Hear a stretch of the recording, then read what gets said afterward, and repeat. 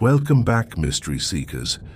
If you watched our first journey into ancient mysteries, you're already familiar with the Great Pyramid's precision, Göbekli Tepe's ancient temple, and the enigmatic Nazca lines.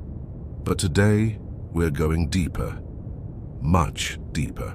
Beneath the waves, under the earth, and hidden in plain sight, there are mysteries so profound, they force us to reconsider everything we thought we knew about our ancestors. This is part 2, and I promise you, what we're about to uncover will shake your perception of human history to its core. And the best part? Many of these discoveries are happening right now in 2024, thanks to technology that's finally pulling back the curtain of time. Imagine entire cities, perfectly preserved beneath the ocean. Picture tunnel networks stretching across a continent carved 12,000 years ago. Envision stone blocks weighing over 1,000 tons, moved and placed with impossible precision by people who supposedly lacked wheels or advanced engineering. What if sound itself could have been used to lift these megalithic stones? Or what if ancient people understood electricity and lit their temples without fire? These aren't sci-fi plots. These are real archaeological sites and discoveries that have experts completely baffled. And this is just scratching the surface. In our first video, we explored the classic enigmas. Today, we're on a new frontier. Thanks to technologies like LiDAR, ground-penetrating radar, and AI, we're making discoveries previous generations could only dream of. In 2024 alone, researchers found a 3,000-year-old shipwreck in the deep ocean, used AI to read scrolls incinerated by Mount Vesuvius, and mapped vast ancient cities in the Amazon. Each discovery proves that the ancient world was far more advanced and complex than we ever imagined, and it's raising more questions than it answers. But here's where things get really interesting. There are over 500 documented ancient underwater sites scattered across the globe. Many of them are more than 3,000 years old. For these cities to be underwater now, they had to be built when sea levels were dramatically lower, or they sank in some kind of catastrophe. And it's not just underwater. Across Europe, thousands of underground tunnels dating back to the Stone Age have been discovered. They're too small for living, they don't lead to water, and they're not effective escape routes. So, why did our Stone Age ancestors spend so much effort carving these vast networks through solid rock? Now let's address the big question. Were ancient people more advanced than we give them credit for? Mainstream archaeology is rightly skeptical of extraordinary claims, but sometimes that caution can create blind spots.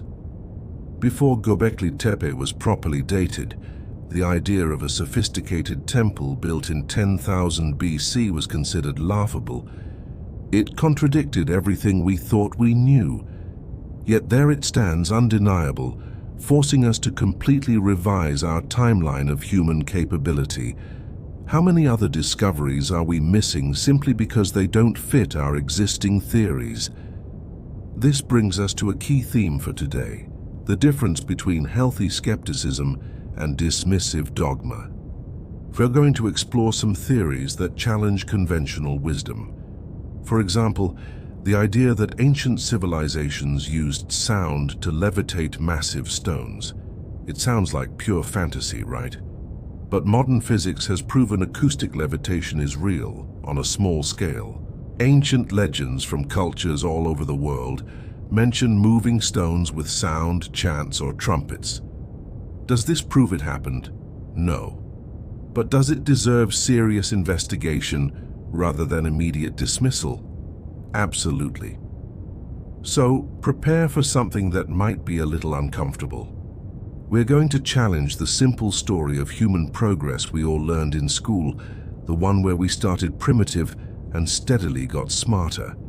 The archaeological record shows something different, a history of cycles. Knowledge has been gained and lost. Civilizations have risen to incredible heights and then vanished. their achievements forgotten for millennia. The past isn't a straight line upwards, it's a tangled, fascinating web of forgotten genius and rediscovered knowledge. What makes 2024 so exciting is that we're living through a revolution in archaeology. New technologies like LiDAR, drones, satellite imagery, and AI are allowing us to see the past in ways that were previously impossible without even digging. We are finding things that were completely invisible just a few years ago. But with each new discovery, the mystery only deepens. The more we learn about the ancient world, the more we realize how little we actually know. The past is far stranger and more impressive than we ever imagined. So what's on the agenda? We'll start by diving beneath the waves to explore submerged cities like Thonis-Heracleion in Egypt and Pavlopetri in Greece. We'll crawl through the mysterious Stone Age tunnels of Europe and the massive underground cities of Turkey. We'll investigate how ancient cultures moved megalithic stones and examine the controversial evidence for ancient electricity. We'll reveal the latest 2024 discoveries, from AI-decoded scrolls to new DNA evidence that is rewriting history. This journey will take us around the world and back through time. Some of what you'll see will sound impossible, but the evidence is real and waiting for answers. So let's begin our descent. Our first stop takes us beneath the ocean's surface to cities hidden for thousands of years. Imagine descending into the dark Mediterranean when suddenly massive stone faces and entire temples emerge from the gloom. This isn't fantasy. This is Thonis-Heracleion, and it's just the beginning of our underwater journey. Let me start with a number that should really make you stop and think. Over 500. That's how many documented underwater sites with ancient structures and artifacts have been found around the world. 500. And we're not talking about a few shipwrecks here and there. We're talking about entire settlements, cities, temples, roads, and harbors that were once built on dry land and are now completely submerged. Some are just a few feet below the surface, visible on a clear day. Others are thousands of feet down in the dark, reachable only by robots. This raises a profound question. Why are they underwater? There are really only two main possibilities. Either sea levels were much, much lower when they were built, which would make them far older than we think, or they sank because of some catastrophic event like an earthquake or tsunami. The first idea could rewrite human history. The second is a terrifying reminder that the very ground beneath our feet isn't as solid as we like to believe. Entire civilizations have vanished beneath the waves, and it's happened again and again. The whole field of underwater archaeology is actually pretty new. For most of history, anything that sank was lost forever. Ancient writers like Herodotus described magnificent coastal cities, but when later explorers couldn't find them, their stories were dismissed as myths. Then, in the mid-20th century, the invention of scuba gear changed everything. Suddenly, we could explore these underwater worlds, but it's still incredibly difficult. Visibility can be terrible. Water pressure is a huge issue, and ocean currents are dangerous. Plus, everything takes 10 times longer underwater. Despite all that, the discoveries have been mind-blowing, revealing chapters of history we never knew existed. And now, with modern tech like sonar and ROVs, we're finding things faster than ever. Our first stop is a real archaeological thriller, the city of Thonis-Heracleion off the coast of Egypt. For over 1,000 years, this magnificent port city was known only from ancient texts. The Greek historian Herodotus wrote about its grandeur, but no one could find it. Was it just a legend? The mystery was even deeper, because ancient texts used two names, Thonis, the Egyptian name, and Heracleion, the Greek one. Were they two different places? Nobody knew. Then in the 1990s, a French underwater archaeologist named Frank Goddio decided to solve it. Using advanced scanning equipment, his team surveyed a massive area of the seafloor. At first, they found nothing but sand, but as soon as they started digging into that sediment, they hit the jackpot. Imagine this. Emerging from the murky water were two colossal 15-foot-tall granite statues of a king and queen. They found massive stone blocks from temple foundations, ancient ship anchors, gold jewelry, and inscribed stone tablets. It wasn't just a pile of artifacts, it was an entire city perfectly preserved. Thonis-Heracleion was once one of Egypt's most important ports, the main entry point for all Mediterranean trade. Even Cleopatra would have known this city. But then sometime after the 2nd century AD, disaster struck. So what happened? Geologists discovered the city was built on unstable ground, a mix of clay and sand saturated with water. When an earthquake hit, something called liquefaction occurred. The ground literally turned to quicksand. The entire city, with its temples, houses, and statues, just collapsed and sank beneath the waves, where it was quickly buried by sediment. This rapid burial is why it's so well preserved. It's an incredible find that has changed our understanding of ancient Egypt, but it's also a sobering reminder of how fragile our own cities can be. Now, let's head over to Greece, to what many believe is the oldest submerged city in the world, Pavlopetri. This Bronze Age city was lived in almost 5,000 years ago.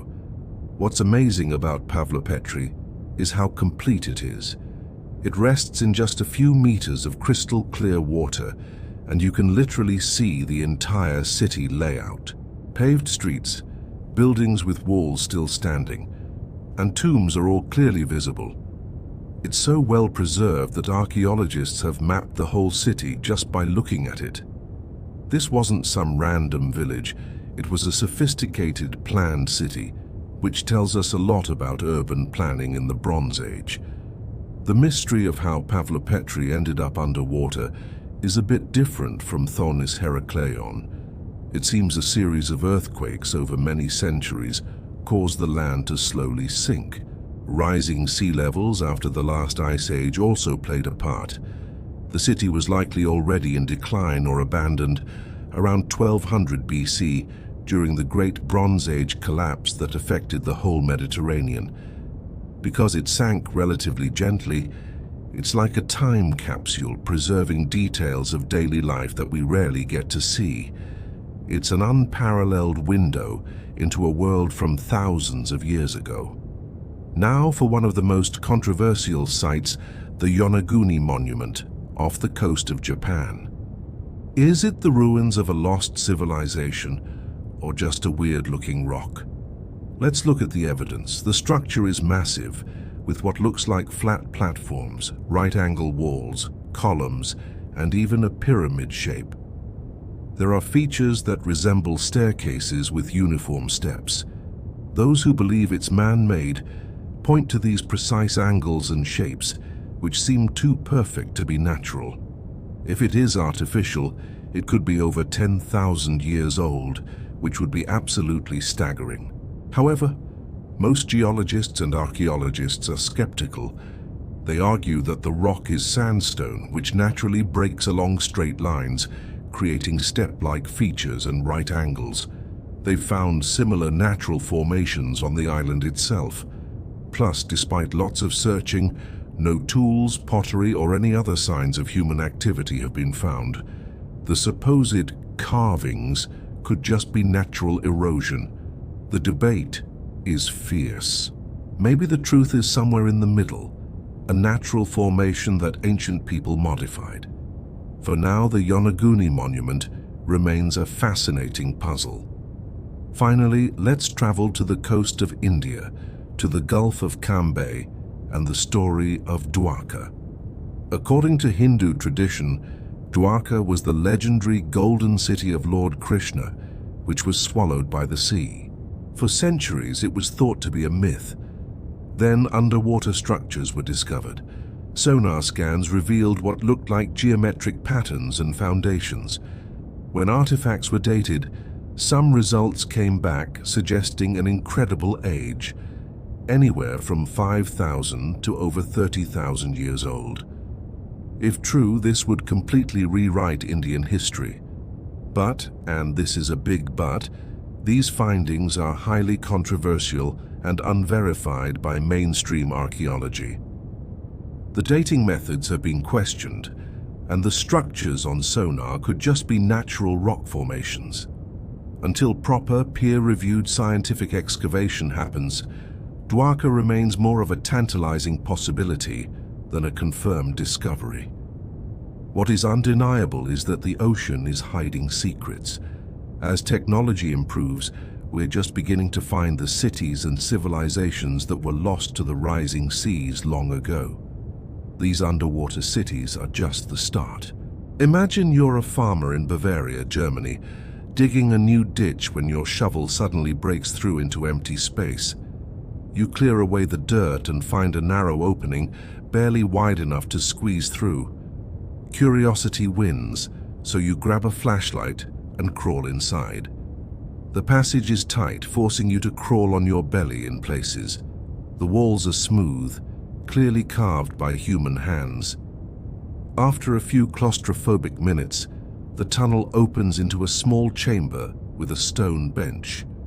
More passages branch off, disappearing into the darkness. There are no artifacts, no decorations, no clues. Congratulations! You've just found an Erdstall, one of thousands of mysterious underground tunnels that honeycomb Europe. These tunnels have puzzled archaeologists for decades. They're too elaborate to be random, too widespread to be a coincidence, and too impractical to serve any obvious function. Welcome to one of archaeology's most perplexing mysteries. The Erdstall phenomenon was brought to wider attention by Dr. Heinrich Kusch. In his book, Secrets of the Underground Door to an Ancient World, he documented hundreds of these systems across Europe. His research revealed a staggering scope. In Bavaria alone, over 700 meters of these tunnels have been identified. In Styria, Austria, 350 meters. And that's just what we've found. Dr. Kusch estimates thousands more remain hidden. They all share certain characteristics. They're consistently narrow, about 70 centimeters wide, and only about a meter to a meter and a half high, forcing you to crouch or crawl. Many have schlupf sections, extremely tight squeezes where you have to slide under a low lip, then stand up to shimmy your shoulders through a narrow vertical opening. Some modern researchers physically can't get through them. Why would anyone design a passage that deliberately excludes larger people? The age of these tunnels is hard to pinpoint because they're almost completely empty. But where dating has been possible, results point to the Stone Age and Neolithic periods, roughly 5,000 to 12,000 years ago. Think about that. At a time when we imagine humans as simple hunter-gatherers, someone was organizing the labor to carve extensive tunnels through solid rock. This wasn't a weekend project. It would have required immense effort, specialized tools, and a very compelling reason. The tunnels consistently appear near ancient settlements, old churches, and cemeteries. In some cases, the entrance is directly under a church altar. This suggests later cultures either knew about the tunnels and deliberately built over them, or found them and incorporated them into their own sacred sites. Dr. Kusch even suggested the early Christian church might have suppressed knowledge of these tunnels, viewing them as pagan, and built churches on top to spiritually conquer whatever pre-Christian significance they held. So, what were these tunnels actually for? This is where it gets speculative. Were they escape routes?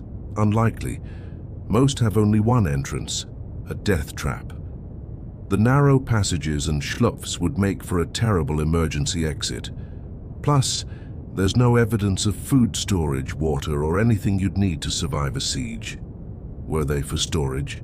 Again, probably not. The passages are too awkward for regularly moving goods, and there are no shelves or large chambers.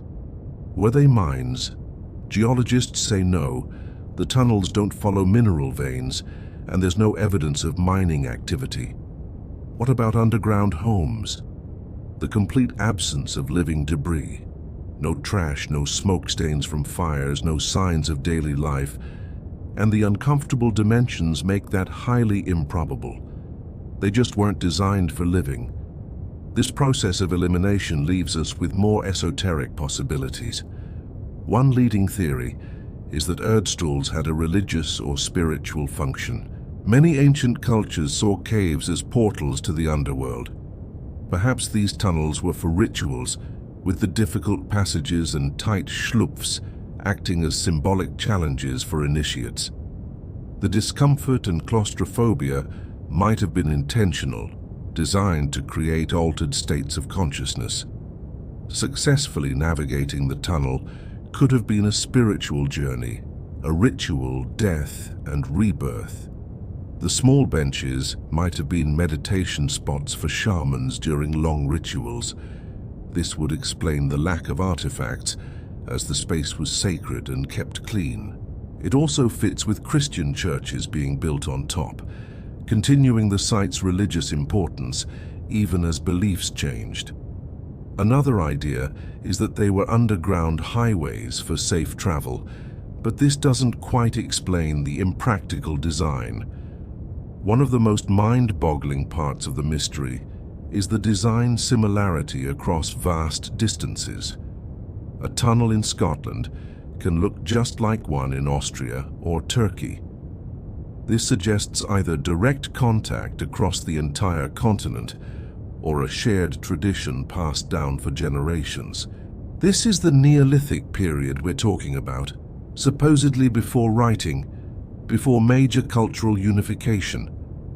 How did communities from the British Isles to Anatolia share knowledge of this specific type of construction?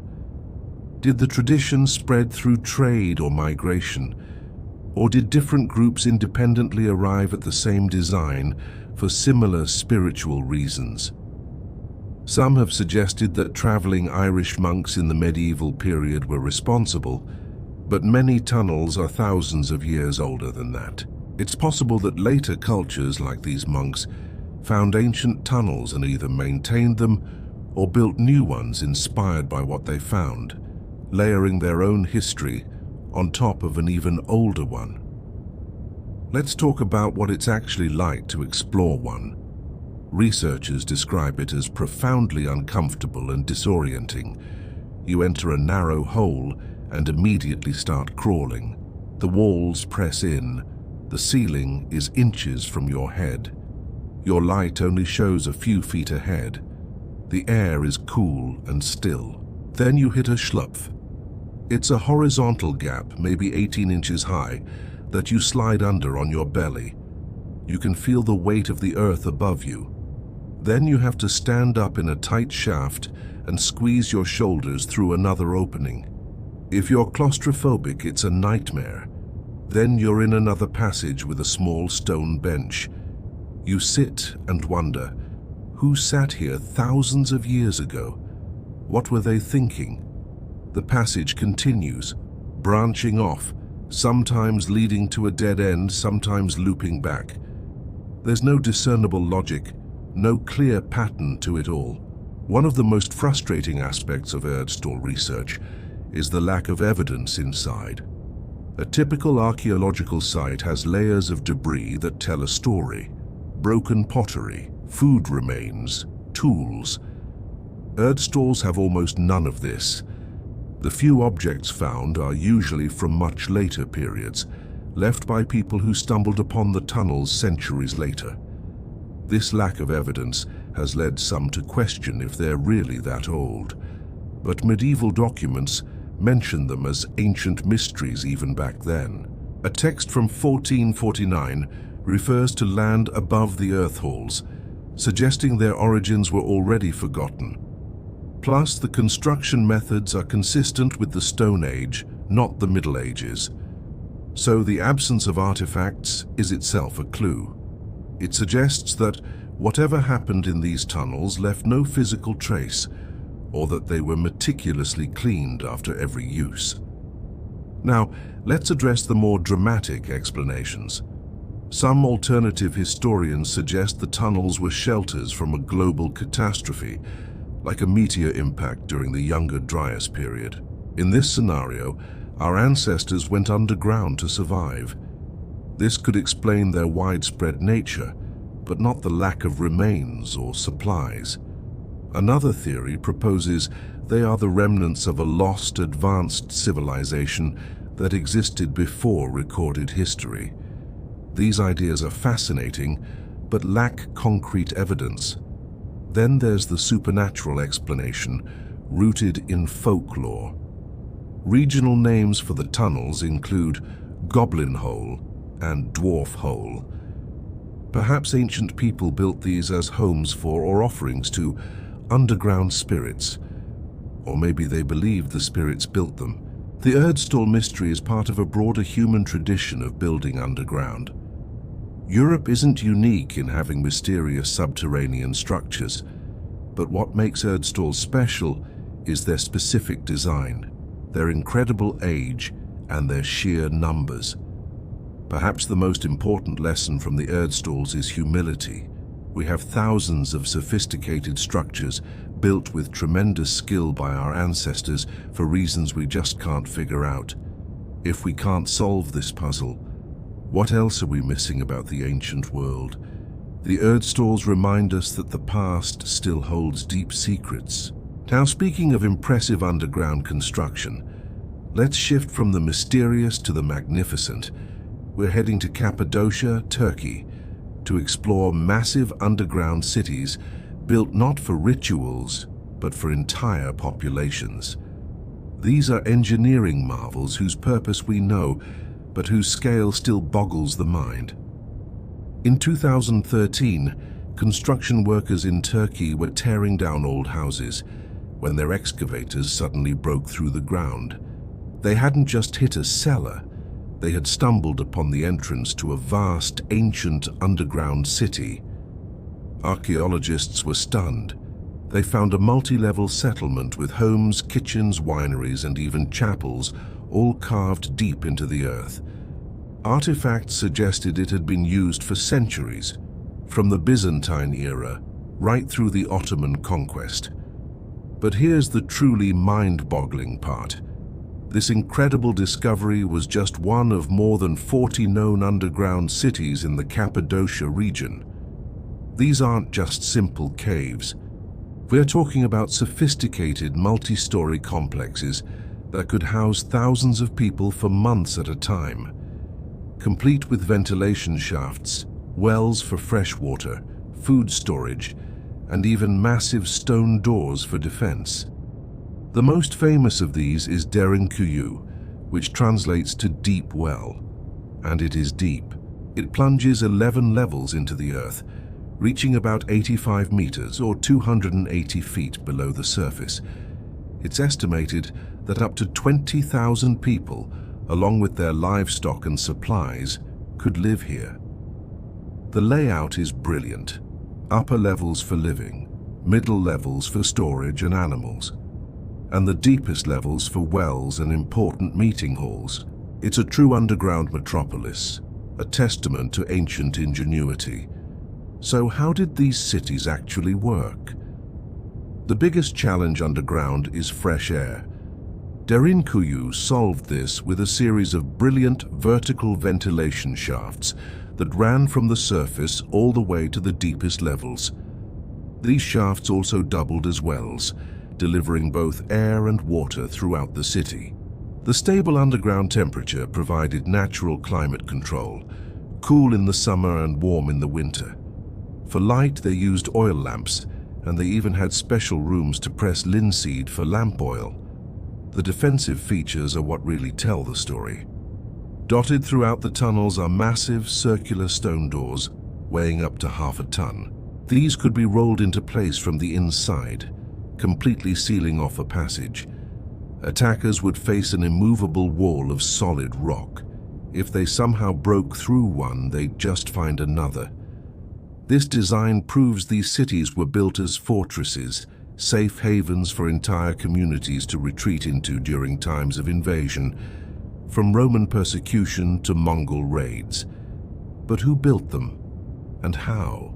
The leading theory is that they were largely built and expanded by Byzantine Christians between the 6th and 10th centuries.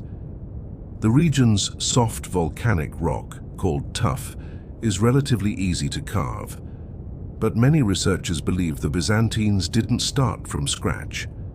They may have found and expanded on even older tunnels, possibly built by the Hittites, who lived in the area thousands of years earlier.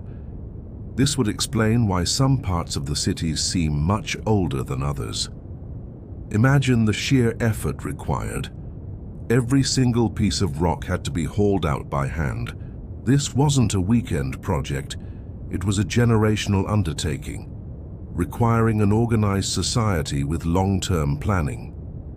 The fact that there are over 40 of these cities, some connected by miles of tunnels, suggests a massive, coordinated regional defense strategy. It's a staggering feat of labor and engineering that's almost impossible to comprehend. Life inside must have been surreal. Imagine leaving the sunlit world behind, sealing a giant stone door and settling into a life illuminated by flickering oil lamps. The air, though breathable, would smell of smoke, animals, and thousands of people in close quarters. You'd have no idea what was happening on the surface. Days, maybe even weeks, could pass in this subterranean world, waiting for the danger to pass. The psychological toll would have been immense. Humans aren't built to live underground, away from sunlight and open sky. Yet these communities not only survived, they thrived. Religious services in underground chapels and strict daily routines likely provided structure and comfort. And the powerful motivation of knowing you were safe from the horrors above would make it all bearable. Emerging back into the sunlight must have felt like a rebirth. Derinkuyu is the most famous, but it's not alone. The Kaymakla underground city has huge storage areas. Ozkanak has a terrifying defense system, holes in the ceiling to pour hot oil on invaders. Mazi has a beautifully carved underground church, and the most exciting part, we're still finding more. The 2013 discovery proves that countless secrets may still be buried beneath the Cappadocian landscape, waiting to be unearthed. These underground cities are a powerful testament to human resilience and ingenuity. When the surface world became too dangerous, people didn't just give up. They carved an entirely new world out of solid rock. They engineered solutions for air, water, and defense that are still impressive today. The purpose of Cappadocia's cities is clear: survival. But now, we're heading to a place where the purpose is a complete mystery. Picture this. June 1992. A small village in Zhejiang province, China. For generations, people told stories about mysterious caverns hidden beneath the local ponds. Most brushed it off as folklore. But one villager was curious enough to act. He started pumping the water out of one of these ponds, at first just mud. But as the water level dropped, something impossible emerged. Carved directly into the bedrock was an enormous man-made cavern. The walls weren't natural. They were covered in precise parallel chisel marks. This massive chamber reached nearly 100 feet underground, held up by colossal stone pillars. He had just stumbled upon what we now call the Longyou caves. As authorities pumped out more ponds, they found more caves. To date, 36 have been discovered, a sprawling underground network covering over 300,000 square feet. These aren't natural caves that were just spruced up. They were carved entirely by hand from solid rock, and almost nothing about them adds up. The sheer scale is breathtaking. Each cavern is a multi-story deep excavation. And those pillars? They weren't built and placed. They were left behind as the creators carved away the rock around them. Imagine the foresight that took. Digging down through solid stone, you'd have to know exactly where to leave those supports so the whole thing didn't collapse on your head. And then there are the chisel marks. They cover every surface in a uniform, almost decorative pattern. This wasn't a sloppy rush job, it was skilled, methodical work. The caves also have stone rooms, bridges, and even water channels carved right into the structure. This was the work of master engineers and architects. Yet, we have no records, no inscriptions, no artifacts to tell us who they were or when they built this masterpiece. It's a phantom from history's blind spot. Now, let's get to the biggest head-scratcher of all, the missing rock. To create these caves, you'd have to excavate about 1 million cubic meters of stone. That's enough rock to fill 400 Olympic-sized swimming pools. So, where did it all go? Archaeologists have scoured the area. They've looked for quarries, landfills, or buildings made from that specific stone. They've checked rivers for signs of dumping. They've found nothing. 1 million cubic meters of rock just vanished. Some guess it was ground into dust and scattered, or washed away by rivers over centuries. But we're talking about a mountain of debris. Hiding that much material without a trace seems impossible. And this mystery is deepened by another strange absence. There's almost nothing inside the caves. Normally, ancient sites are full of clues: broken pottery, tools, old fire pits, the leftovers of everyday life. The Longyou caves are eerily clean. There's no buildup of debris you'd expect after centuries of use. It's as if they were carved, maybe used for a very short time, and then immediately sealed and flooded. But why? Why go to all that trouble, expend all that energy just to abandon it? Some think the flooding was intentional, to hide or preserve the caves. But from who? And for what reason? What kind of activity requires such a massive underground space, but leaves behind absolutely no evidence? One of the only clues we have are a few simple carvings found in the first grotto: a horse, a fish, and a bird. In Chinese culture, these animals have symbolic meanings: power, abundance, freedom. But without any context, it's just guesswork. What these carvings do tell us is that the builders weren't just focused on function, they had time for art. This points to a well-organized, sophisticated society. As for when they were built, we're still not sure. With no organic material for carbon dating, experts have to rely on indirect clues like the style of the tool marks. Their best guess: anywhere from 2,000 to 700 years ago. That's a massive window of time, covering several Chinese dynasties. So, what were these caves for? The theories are all over the place. Were they quarries for siltstone? Probably not. Siltstone isn't very valuable, and why make them so ornate? Were they giant underground warehouses? Maybe, but where are the containers or leftover goods? A secret military base? Unlikely, given the lack of defensive structures.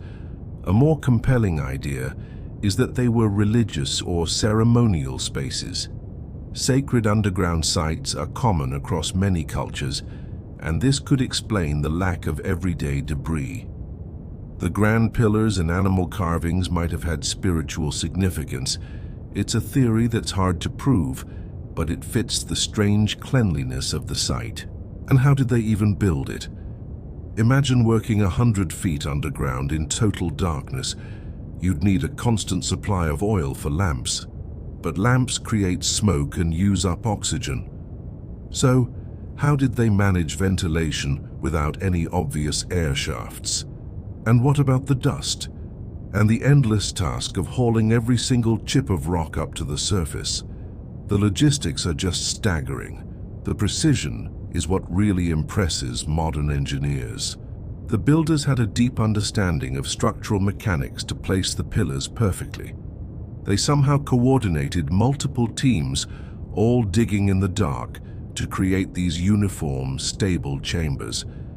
They must have had advanced surveying techniques that we just don't know about. The fact that these caves were found under ponds is another curiosity. Were the ponds created to hide the entrances? If so, it suggests a secret project. Chinese history is full of tales of secret imperial works and hidden refuges. Could the Longyou caves be one of them? A hidden tomb for an emperor or a secret base of operations? Without any written records, it's all just speculation. And that's the real core of the mystery. China has one of the world's most complete and continuous written histories, stretching back millennia. Yet in all those countless scrolls and records, there is not a single mention of a project of this magnitude. How does something so enormous simply not get written down? It's possible the records existed, but were lost to time. Fires, wars, and decay have claimed countless ancient documents. But the romantic in all of us wonders. What if it was so secret that all records were deliberately destroyed? What if the truth is so strange we wouldn't even recognize it? The Longyou caves are a testament to the incredible skill and determination of our ancestors. But they're also a humbling reminder that the past is still full of secrets, locked away in stone, waiting to be understood. There's a place in Lebanon, nestled in the Bekaa Valley, where ancient stones seem to mock our modern understanding of engineering. This sacred ground is called Baalbek. For thousands of years, it has been a center of worship. The Romans built a massive temple complex here dedicated to Jupiter, and even by their own monumental standards, Baalbek was extraordinary. The Temple of Jupiter was one of the largest in the entire Roman Empire, with columns soaring 75 feet high. But what truly makes Baalbek mind-boggling is not the Roman temple itself, but what lies beneath it. The temple was built on a much older foundation, a platform constructed from stones so impossibly large they have baffled engineers and archaeologists for centuries. We're talking about the 3 largest stone blocks ever used in a man-made structure, each weighing around 1,000 tons. To put that in perspective, a fully loaded semi-truck weighs about 40 tons. So, each of these stones is the equivalent of 25 semi-trucks. The biggest construction cranes in the world today can lift massive weights, but they are marvels of modern technology. Now imagine moving 1,000-ton stones without any of that. No engines, no hydraulics, no steel. Just human muscle, animal power, and ancient ingenuity. And the craziest part? These stones are positioned with such precision that you can't even fit a needle between them. Let's take a closer look at these 3 megalithic blocks, known as the Trilithon, which form the base of the temple's foundation. Each one is about 64 feet long, 14 feet high, and 12 feet wide. They were carved from limestone quarried from a site just a quarter of a mile away. Despite thousands of years of earthquakes and warfare, they fit together so perfectly that they haven't shifted. The cuts are remarkably precise, with flat surfaces and crisp 90-degree corners. There's no mortar. Gravity and friction alone have held them in place for millennia. Above the Trilithon, there are several layers of smaller stones, though smaller is a relative term. These still weigh hundreds of tons each. The entire structure is impressive, but that foundation of 1,000-ton stones elevates it from remarkable to seemingly impossible. The conventional explanation is that the Romans built the whole thing. Roman engineering was legendary, of course, but even for them, the Trilithon stones are an outlier. No other Roman construction, anywhere in their vast empire, uses stones even close to this size. Their typical building methods used much smaller, more manageable blocks. Now, here's where it gets even more fascinating. In the quarry, about a quarter of a mile from Baalbek, lies an even larger stone that was never moved to the temple site. It's known as the Stone of the Pregnant Woman. It measures roughly 69 feet long and is estimated to weigh an astounding 1,200 tons, making it the largest single piece of stone ever quarried by humans. It's almost completely carved out, but its bottom is still attached to the bedrock, suggesting the work was abandoned. Why, we don't know. Did they realize it was too big to move? Did the project run out of money? The stone sits there, a silent testament to an ambition that seemingly exceeded their capabilities. Or did it? The very fact they quarried it suggests they believed they could move it. But how? Modern engineers estimate that moving a 1,200-ton stone would require the coordinated effort of about 16,000 men pulling simultaneously. That's not a work crew, that's an army, all pulling together across rough terrain. It just seems impossible. So, how were these massive stones moved? Let's explore the theories, from conventional explanations to more controversial ideas. Theory 1, the most mainstream view, suggests it was all about brute force. Huge numbers of workers using ropes, wooden rollers, and sleds. The blocks would be slowly dragged along prepared paths, with logs constantly being moved from the back to the front. Earthen ramps would be built to lift the stones into place. With enough workers and enough time, this could theoretically work. But this theory has problems. First, you'd need to organize and feed thousands of workers for years. Second, the ropes and rollers would constantly break under the immense strain. And third, how do you achieve such precise placement with this method? You can't just nudge a 1,000-ton stone a few inches to get that perfect fit. Yet somehow the builders achieved flawless alignment. Theory 2 suggests they used more sophisticated systems of ramps, levers, and counterweights than we usually credit them with. Perhaps ancient engineers understood mechanical advantage far better than we think. Some researchers have proposed that they walked the stones using tilting and pivoting motions instead of just dragging them.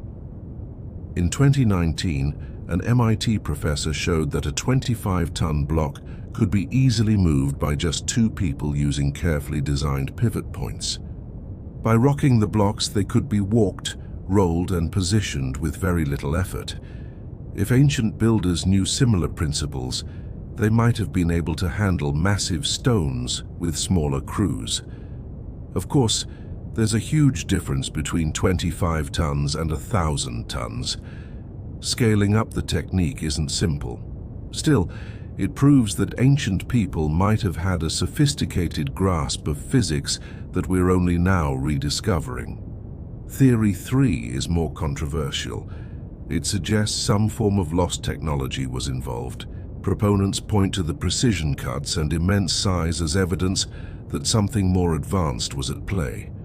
Some researchers, like Graham Hancock, have proposed that the megalithic foundation at Baalbek might not be Roman at all, but much older. In this view, a more technologically advanced earlier civilization placed the foundation stones, and the Romans simply built their temple on top of this ancient platform. The evidence? The huge difference in construction style between the foundation and the Roman temple, and the fact that similar megalithic structures exist at ancient sites around the world, suggesting a shared, lost knowledge. This would place the foundation in an era when mainstream archaeology says humans weren't capable of such engineering feats. The conventional response is that extraordinary claims need extraordinary evidence, and right now, the assumption is that the Romans did it all, even if it was an exceptional achievement. But the debate highlights a crucial point. We don't actually know for sure who placed those stones or when. We assume it was the Romans, but assumptions are not proof. Let's also talk about the quarrying process, which is an incredible feat in itself. Limestone is a relatively soft rock, but cutting a 1,000-ton block in one piece without it cracking is a monumental task. Workers likely used bronze or iron tools to slowly chip away channels in the rock. This would have been painstaking work, taking months or even years for a single block. They had to maintain perfectly straight cuts to ensure the block was stable. The underside was the biggest challenge. They would have had to tunnel underneath, using wooden supports to hold the massive weight. The final cuts had to be done with extreme care to prevent the entire block from cracking. The skill involved is just staggering. The transportation from the quarry to the construction site remains the greatest mystery. A quarter of a mile might not sound far, but for a 1,000-ton stone, every single inch is a struggle. The path would need to be perfectly prepared. Any soft ground or uneven slope could spell disaster. Some researchers think the entire route was a temporary engineered structure of ramps and platforms that were dismantled afterward, explaining the lack of evidence. Others suggest they might have used wet, muddy ground as a lubricant, or even floated the stones on rafts in man-made channels. Each theory has its pros and cons, but what we know for sure is that whatever method they used, it worked. The stones are there, a testament to an achievement that seems impossible, which means our understanding of ancient technology is incomplete. The precision of the fit at Baalbek is something else that demands our attention. It's a level of accuracy that's hard to achieve even today. How do you get 2,000-ton blocks to sit perfectly flush against each other? It suggests either the initial cuts were unbelievably precise, or they had a way to grind and adjust the stones in place. How do you make tiny adjustments to something that weighs more than a dozen jumbo jets? Some have even suggested they used a form of hydraulic pressure, forcing water into a small gap to shift the stones together. It seems far-fetched, but the results are undeniable. The more likely scenario is that the surfaces were ground to perfect flatness in the quarry before being meticulously positioned. This would have required extraordinary patience and skill, but not impossible technology. The megaliths of Baalbek force us to ask a fundamental question. Were ancient civilizations far more capable than we assume? For too long, we've viewed them as primitive people slowly stumbling toward modernity. But sites like Baalbek challenge this narrative. These weren't primitives. They were sophisticated engineers solving complex problems. Perhaps the real lesson of Baalbek is humility. We don't have all the answers. Our ancestors had different tools, but they had the same ingenuity. They achieved things we still struggle to explain, proving that impossible is often just a limit we place on our own understanding. Now we're going to stay with megalithic engineering, but travel across the world to Siberia. Here, recent discoveries in the remote mountains of Gornaya, Shoria have revealed stones that make even Baalbek seem manageable. These might be the largest precisely cut stones on Earth, and their existence raises questions that archaeology isn't quite ready to answer. In 2014, a Russian researcher named Georgy Sidorov led an expedition deep into the Gornaya Shoria mountains of southern Siberia. This is a wild, rugged, almost entirely unexplored region, and what Sidorov and his team found there has sparked a firestorm of debate. They discovered and photographed absolutely massive granite blocks, cut with flat surfaces and sharp right angles, stacked in what look like deliberate arrangements. The size of these blocks is just staggering. Based on photos with people for scale, some individual blocks might weigh between 3,000 and 4,000 tons.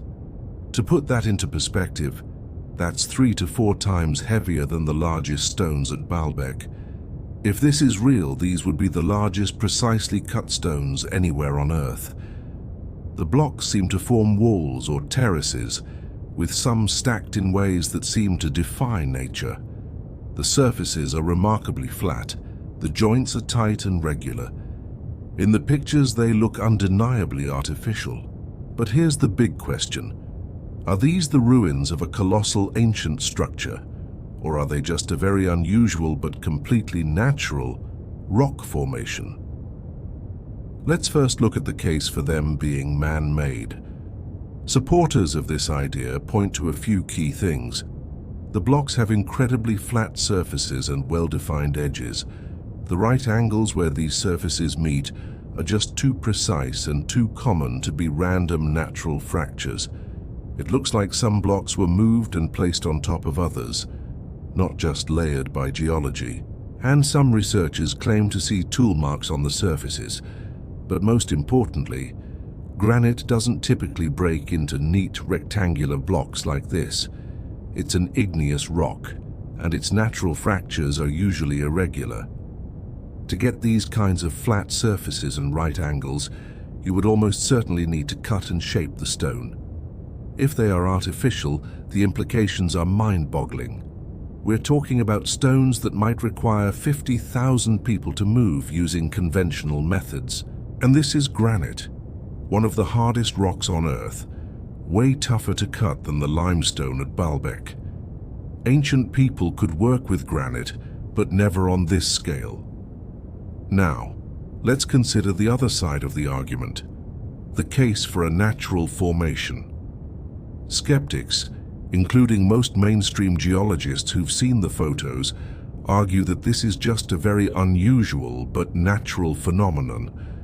They explain that massive granite bodies can fracture internally as they cool and crystallize over millions of years. When erosion exposes this rock at the surface, these fracture lines can make it look like it's made of separate blocks. Weathering, especially from water freezing and thawing in the cracks, can then pry these blocks apart, creating formations that look strikingly artificial.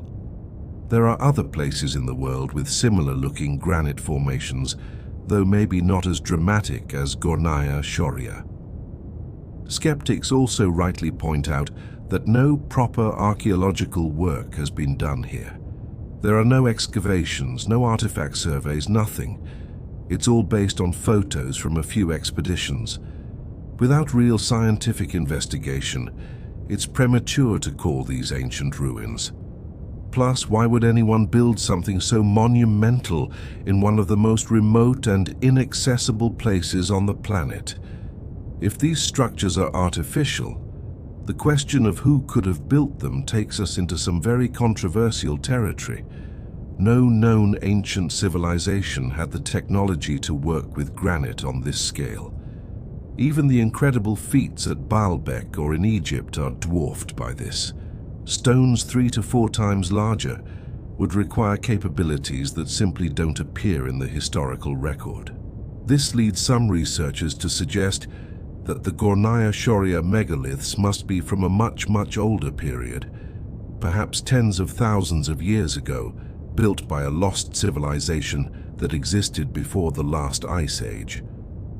This brings up ideas of Atlantis or Lemuria, advanced ancient societies wiped out by cataclysms. Of course, mainstream archaeology doesn't accept this. The conventional view is that civilization only started about 12,000 years ago and developed gradually. But, and this is an important point, the absence of evidence isn't necessarily evidence of absence. If a civilization was destroyed by the massive climate change and sea level rise at the end of the last ice age, how much evidence would actually survive? Let's just imagine for a second what it would take to work with granite blocks this big. Granite is incredibly hard, rating about a 7 on the Mohs scale. To cut it, you need something harder, or you need to use abrasive techniques. Ancient people often used bronze tools with quartz sand, or they just pounded away at the granite with harder stones like diorite. These methods work, but they are unbelievably slow. Experiments have shown that just cutting a small hole through granite using ancient Egyptian techniques could take days of non-stop work. Now imagine cutting all the way through a block that's 40 feet long. It would take hundreds of workers working in shifts for months or even years just to cut a single block free. Then you'd have to polish it. The sheer amount of labor, resources, and organization required is almost incomprehensible, unless this project served a purpose so vital that all that effort was considered necessary. One of the most curious things about Gornaya Shoria is how little attention it's received from the mainstream archaeological community. You'd think the potential discovery of the largest megaliths on Earth would trigger a massive scientific investigation. But instead, the site remains largely unstudied. Part of the reason is definitely its remote location. It's incredibly difficult and expensive to get there, let alone bring in a full research team and heavy equipment. But that's not the whole story. Archaeologists go to remote places all the time. The real issue might be more conceptual. If these are just natural rocks, there's nothing for an archaeologist to study. And if they are artificial, they are so far beyond what we think was possible that they challenge the very foundations of ancient history. That kind of paradigm-shifting claim is often met with extreme skepticism. It's not a conspiracy to hide the truth. It's just that extraordinary claims require extraordinary evidence. And right now, all we have are photographs. So, is there a middle ground? Perhaps.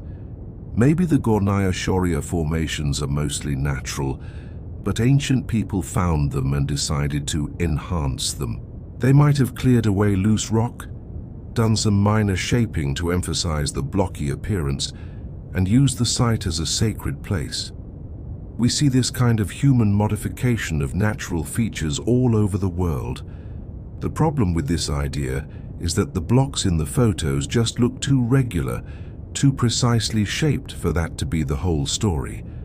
The flat surfaces and right angles seem to suggest more than just a little touch-up work. Of course, photographs can be misleading. Shadows and perspective can trick the eye, making natural formations look more artificial than they really are.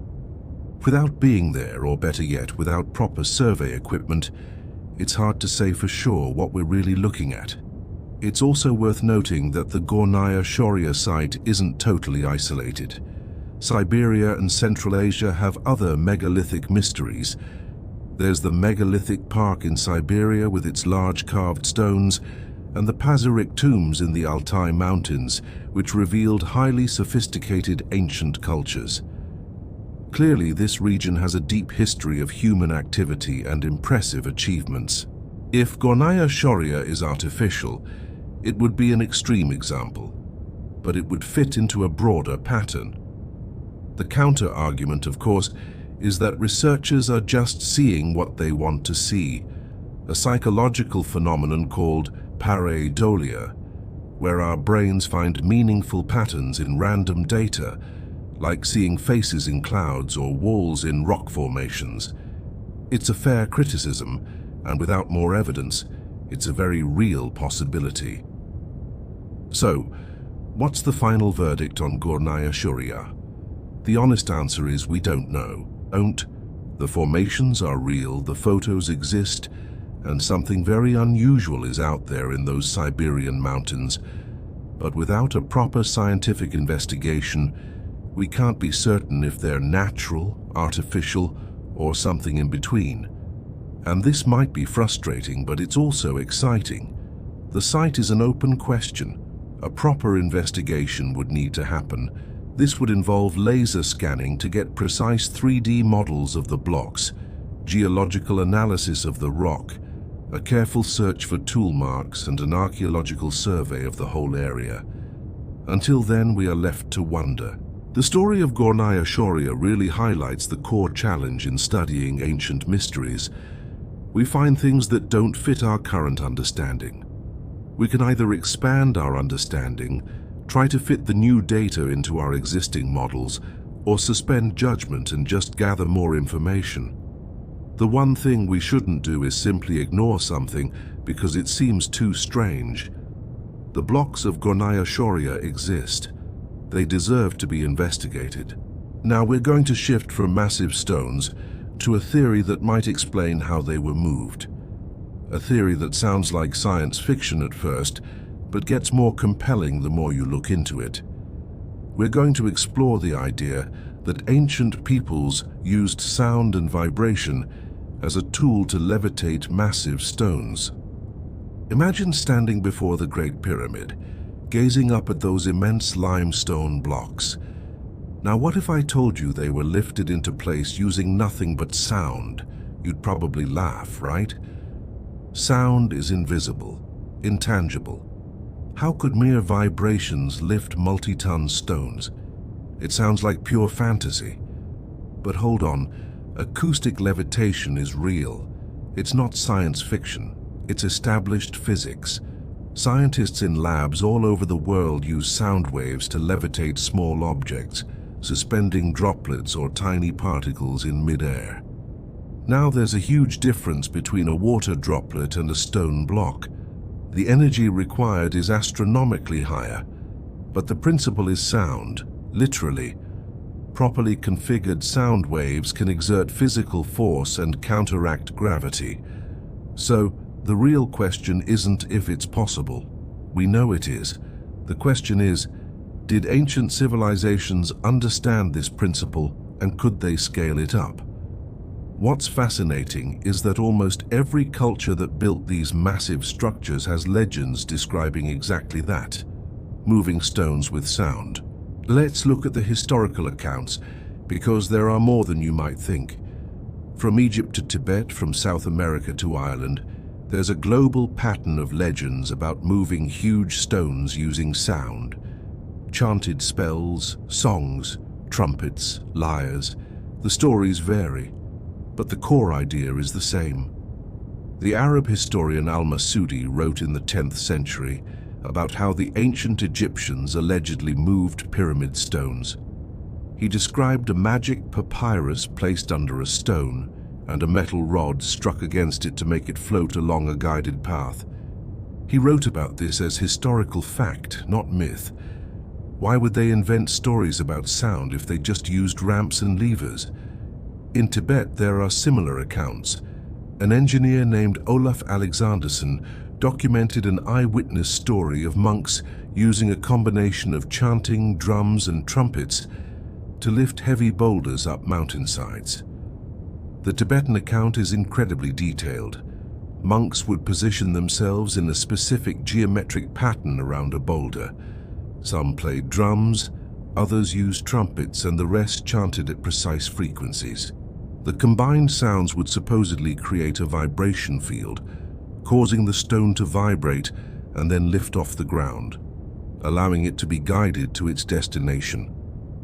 Whether it's true or not, this description shows an understanding of concepts that align with modern physics. Specific frequencies, multiple sound sources, and the idea that sound can exert physical force. We see similar legends in South America, where Mayan and Inca tales speak of stones moved by sound.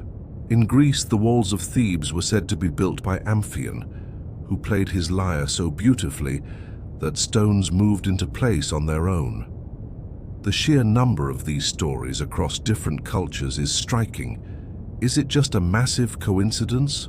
Or is there a kernel of truth preserved in these ancient traditions? So how does the modern science actually work? It's surprisingly simple. Sound is a pressure wave.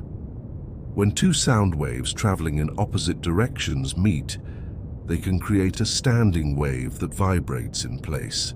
This wave has fixed points called nodes, where pressure is stable.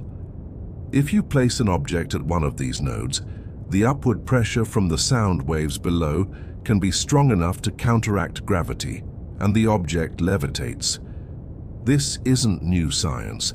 It was first demonstrated back in the 1860s.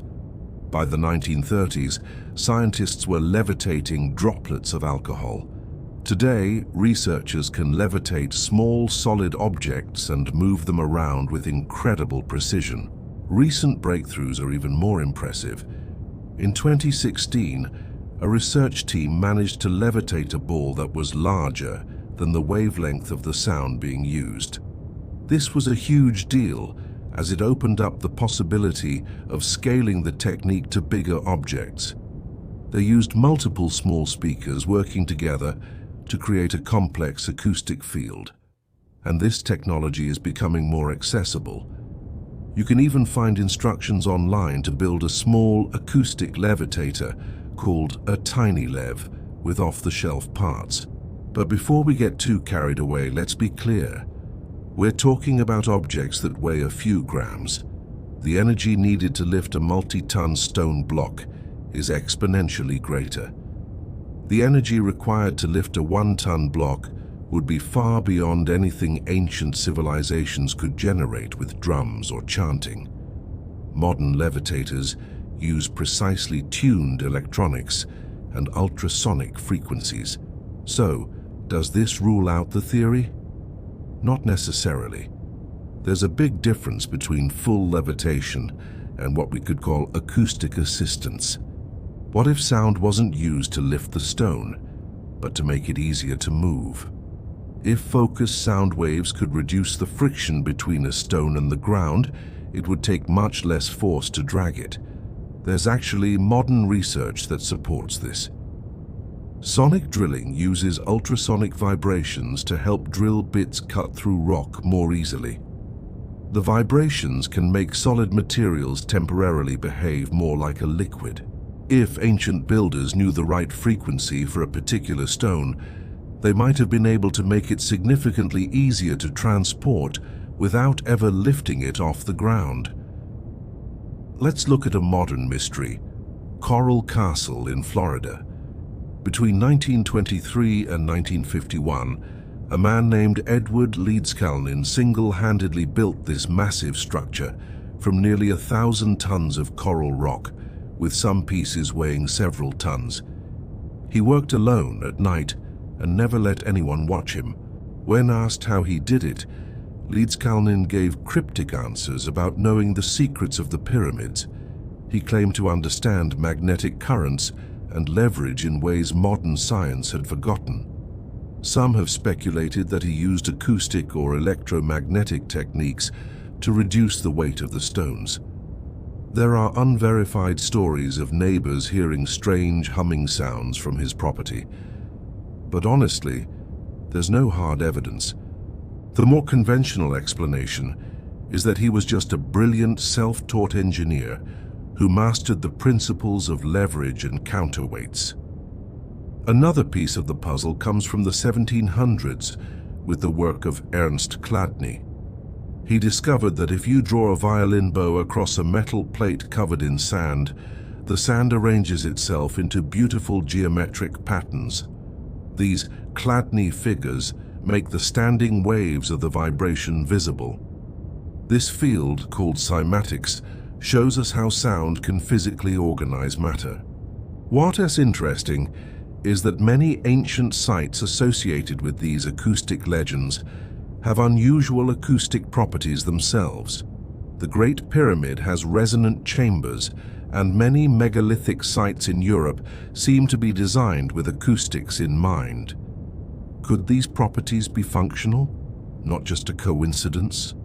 Were ancient builders embedding sound technology into their structures in ways we're only now beginning to understand? So, if ancient people really did use acoustic techniques, what would they have needed? First, a sophisticated understanding of physics, the relationship between frequency, amplitude, and physical force. Second, powerful sound sources. Hundreds of people chanting, drumming, and blowing horns in a coordinated way could generate significant acoustic power. Third, a way to focus that energy. The metal rods in Al-Masudi's account might have been resonators or waveguides, and finally, they would have needed incredible patience and precision to get the frequencies just right. So what's the verdict? The idea remains speculative, but it's not entirely dismissible. The widespread legends are intriguing. The physics is real, but the scale is a major problem. The most plausible scenario might be acoustic assistance rather than full levitation, using vibrations to reduce friction and make stones easier to slide and position. It's also possible that the legends are misinterpretations of other clever techniques, like using water and buoyancy. What matters is that we stay open-minded. Acoustic levitation, real or not, represents the kind of creative, outside-the-box thinking that was likely needed to build these incredible ancient wonders. Now, we're shifting from acoustic mysteries to electrical ones. We're going to investigate artifacts that some claim are proof of ancient electricity, the Baghdad battery and the Dendera light. These two artifacts have sparked fierce debate, and the truth, as we'll see, is more nuanced than either side likes to admit. In 1936, archaeologists digging near Baghdad stumbled upon something odd. It was a simple clay jar, but what was inside made it special. A copper tube sealed with asphalt held an iron rod, also sealed. To Wilhelm König, the museum director at the time, this setup looked familiar. It was a dead ringer for a simple galvanic cell, what we call a battery. A battery just needs two different metals and a liquid electrolyte to work. This jar had the metals and it could hold a liquid. The question was explosive. Did people 2,000 years ago know how to make batteries? This was a wild idea, since we credit Alessandro Volta with inventing the battery in 1799. Was history about to be rewritten? Let's break down this Baghdad battery. The jar is plain clay. Inside, a rolled copper sheet forms a tube with an iron rod suspended in the middle, both kept separate by asphalt plugs. To get it working, you'd pour in an acidic liquid like vinegar or wine. This electrolyte kicks off a chemical reaction between the copper and iron, making electrons flow and creating a current. Researchers have built and tested replicas, and guess what? They work. Each jar produces about half a volt. That's not much. A modern AA battery gives 1.5 volts. But if you chain several together, the voltage adds up. 10 of them could give you 5 volts, enough for a noticeable tingle. Some have even claimed to power LEDs with them. So, it can make electricity, that's a fact. But did ancient Mesopotamians actually use them as batteries? And for what? König, the man who first proposed the battery theory, thought they were used for electroplating, coating one metal with another, like putting a thin layer of gold on silver. In the 70s, a researcher claimed he did just that, gold-plating a small statue using a replica battery. This seemed like a smoking gun. But there are problems. First, we haven't found any ancient objects that were definitively electroplated. The gold-plated items König saw could have been made using fire gilding, a known ancient technique using mercury that requires no electricity. Second, that 70s experiment was never properly documented, so we can't be sure how it was really done. Context is king in archaeology. So, where were these things found? The original was unearthed at a Parthian site, but later, similar jars were found at another ancient city, Seleucia. And here's where it gets interesting. 3 of those jars were found right next to incantation bowls, ceramic bowls with magical texts meant to ward off evil spirits. The Baghdad battery itself was also found with these magical bowls. This suggests a completely different purpose. Instead of batteries, what if they were fancy containers for sacred scrolls? The copper and iron would protect the delicate papyrus from moisture and pests. The connection to magic bowls points to a ritual use, not a technological one. In fact, Professor Elizabeth Stone, a leading expert on Iraqi archaeology, stated back in 2012 that she doesn't know a single archaeologist who actually believes these were batteries. That's the mainstream view. Why? First, There are no other ancient artifacts that would need electricity. No light bulbs, no motors. The one proposed use, electroplating, has a better non-electric explanation. Second, the design works perfectly as a scroll container. Third, ancient texts mention all sorts of technical subjects, but nothing about electricity. Finally, there's just a simpler explanation that fits all the evidence without needing to invent a lost, super-advanced technology. But wait, the replicas work. Isn't that proof? Not necessarily. This is a classic case of seeing what you want to see. Just because an object can do something doesn't mean it was designed for that. You can use a clay pot as a drum, but that doesn't make all pots musical instruments. The electrical properties might just be a complete coincidence.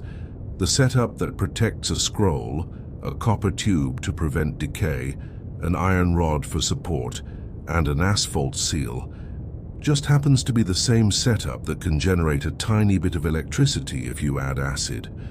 It's possible the ancient creators never even noticed this.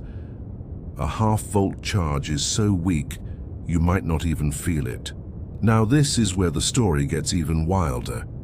The Baghdad battery is often linked to the Dendera light. In an Egyptian temple at Dendera, there are stone carvings that some people claim show giant light bulbs, complete with filaments and power cables. The theory is that ancient Egyptians used these electric lights, powered by Baghdad-style batteries, to illuminate their dark tombs, which would explain why there's no soot from torches on the ceilings. It's a compelling idea, linking two ancient mysteries together. But as you might guess, mainstream Egyptologists have a very different take on these carvings. Let's look closer at those Dendera reliefs. The light bulbs are actually symbolic representations of a lotus flower, a crucial symbol of creation in Egyptian mythology. The filament inside, that's a snake, representing a deity emerging from the lotus. And the power cables and insulators, those are Djed pillars, symbols of stability associated with the god Osiris. The entire scene is religious, surrounded by hieroglyphs describing myths, not technology. And the biggest nail in the coffin for the light bulb theory? The ceilings of the Dendera temple are actually covered in soot from oil lamps and torches, which was revealed during recent cleaning projects. So much for smokeless electrical lighting.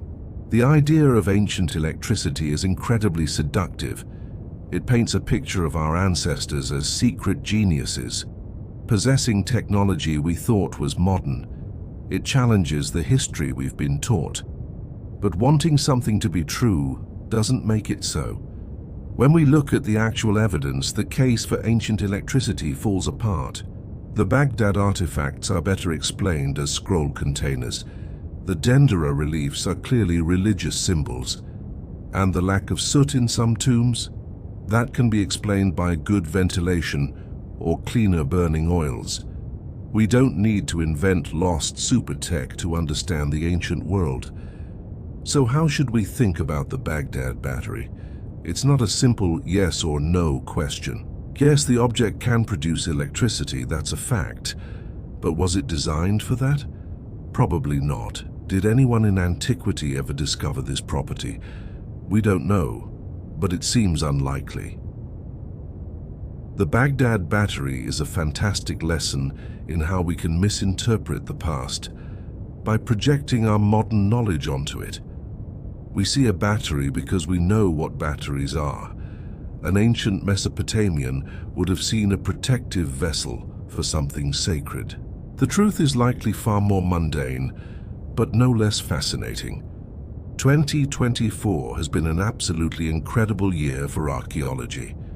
We've seen everything from ancient shipwrecks to AI decoding lost texts, and even hidden tombs found beneath world-famous monuments. What's so exciting is that these aren't just wild theories. These are scientifically proven findings that are rewriting our history books with solid evidence. Let's start with one of the most mind-blowing technological breakthroughs. Back in February, researchers announced they'd used artificial intelligence to read ancient scrolls that were turned to charcoal by the eruption of Mount Vesuvius in 79 AD. Yes, the same eruption that buried Pompeii. These scrolls were found in a library in the nearby town of Herculaneum. The intense heat carbonized them, making them look like fragile lumps of coal. For centuries, scholars knew these scrolls held lost treasures of literature and philosophy, but any attempt to unroll them would turn them to dust. It was one of history's greatest frustrations, until now. So how did they do it? It was a brilliant mix of technologies. First, they used high-resolution X-rays to create 3D scans of the rolled-up scrolls. This let them see the layers of papyrus inside without touching them. But here's the tricky part. Both the carbonized papyrus and the carbon-based ink are almost identical to X-rays. You could see the layers, but not the words. That's where the AI came in. Researchers trained a machine learning system to spot microscopic differences in texture between the inked and blank parts of the papyrus, patterns a human eye could never see. The AI then virtually unrolled the scrolls, digitally flattened the layers, and revealed the hidden writing. The first texts to emerge are philosophical works, possibly by the Greek philosopher Philodemus. We're talking about lost voices from the ancient world, speaking to us across 2 millennia. This could bring back works of literature we thought were gone forever. The impact on our understanding of the ancient world is just massive. Now let's move from the digital world to a major physical discovery. You know Petra, the ancient city carved into the rose-red cliffs of Jordan? Its most famous monument is the Treasury, the one you'll recognize from Indiana Jones and the Last Crusade. For years we thought it was a tomb for a Nabatean king, but in August, a team using ground-penetrating radar found something strange beneath the floor. When they excavated, they discovered a completely unknown tomb with 12 skeletons and a trove of artifacts like pottery. This is huge because most tombs in Petra were looted long ago. Finding an intact burial is like hitting the archaeological jackpot. It tells us more about the treasury's purpose and the importance of the people buried there. Plus, DNA analysis of the remains will give us incredible insights into the Nabatean people themselves, their genetics, diet, and health. It's another win for modern tech, letting us see what lies hidden without destroying the site. Let's jump over to China, where a discovery is pushing back the timeline for sophisticated craftsmanship in East Asia. At a site called Yuanbaoshan, archaeologists found over 100 Stone Age jade artifacts, but 3 of them were truly special, intricately carved jade dragons.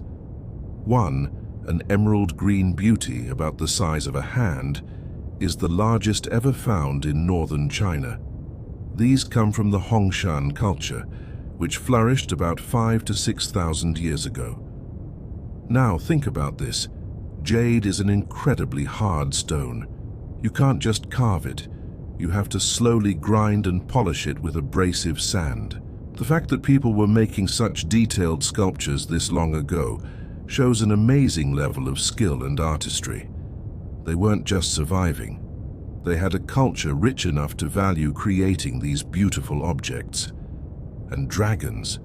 Finding this iconic symbol so early suggests just how deep the roots of Chinese cultural symbolism really go.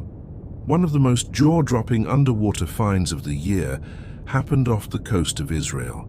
An oil and gas company's robots, working nearly 2 kilometers deep where sunlight never reaches, stumbled upon a Canaanite shipwreck that sank about 3,300 years ago. Now, Bronze Age shipwrecks are rare, but what makes this revolutionary is where it was found.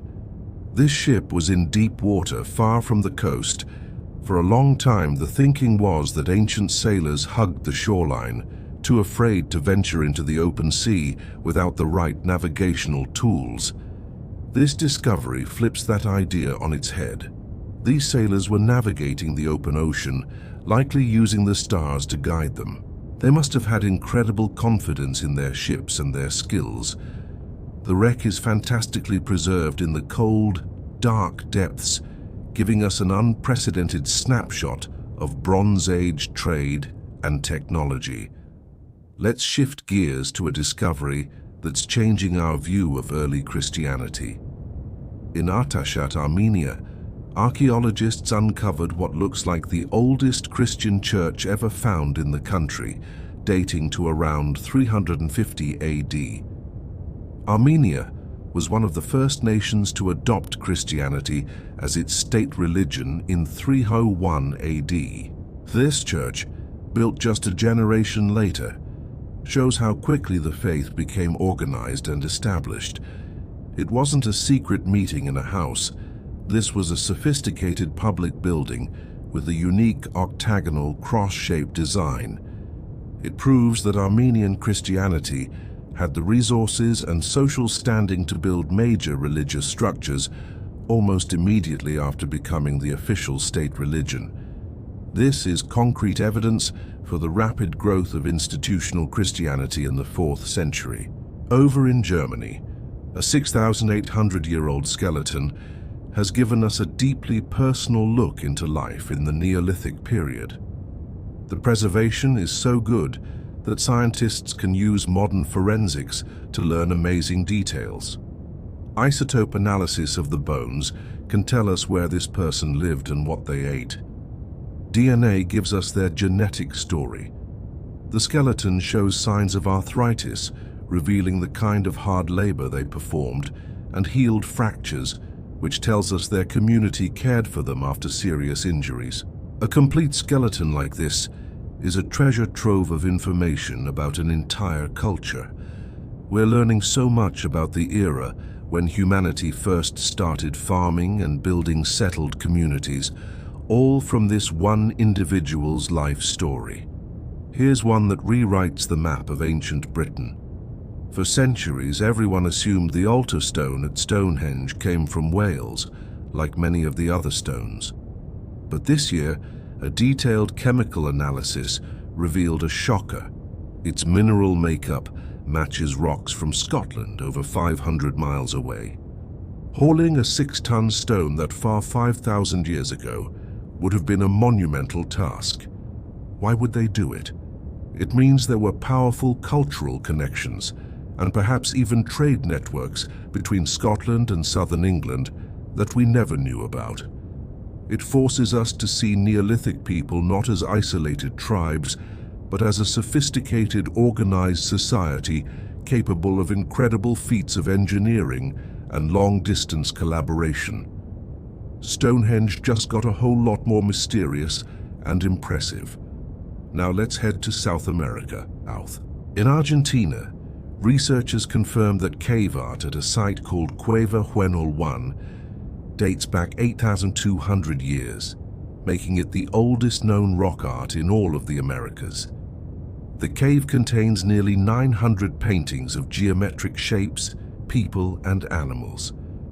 What's incredible is that radiocarbon dating shows the site was used for over 3,000 years, generation after generation. This wasn't just survival. This was a culture with deep traditions, symbolic thought, and beliefs they passed down for millennia. These paintings are a direct window into the minds of prehistoric people who left no written records.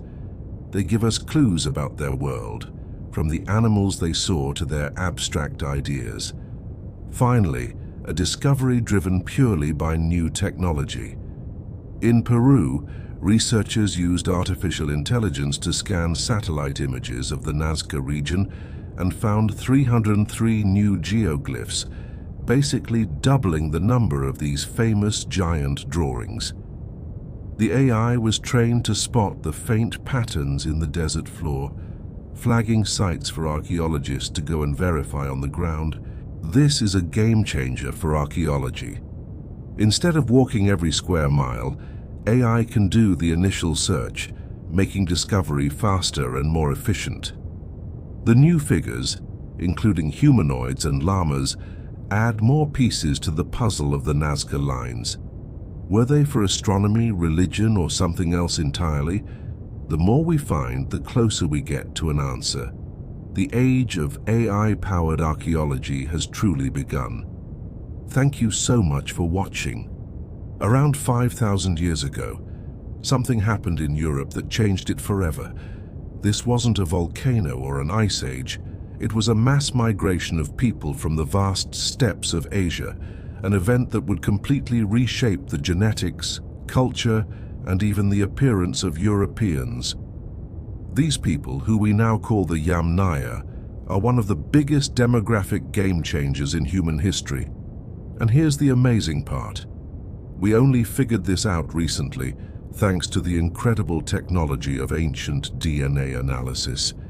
For a long time, archaeology could tell us about ancient cultures through pottery and ruins, but it couldn't tell us who was related to whom or where they came from. That all changed when scientists learned to pull genetic code from bones thousands of years old.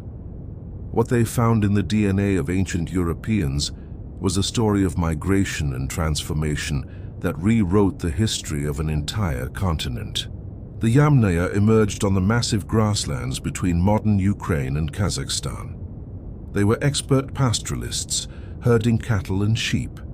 Critically, they were among the first to ride horses, which gave them incredible mobility and would ultimately help them change Europe forever. The evidence for this is staggering. A massive study looked at the DNA from over 1,600 ancient skeletons from all over Europe and Asia. What it showed was a sudden, dramatic shift in the genetic makeup of Europeans starting about 5,000 years ago. New genetic markers, which had never been seen in Europe before, suddenly appeared and spread like wildfire. And where did these new markers come from? You guessed it, the Yamnaya people of the steppe. The conclusion was clear. Huge numbers of Yamnaya people moved into Europe and mixed with the local population so extensively that in some parts of northern Europe today, up to 50% of people's ancestry comes from these steppe migrants. Think about that. Half of the genetic story of a modern northern European comes from a group that arrived relatively recently in prehistoric terms.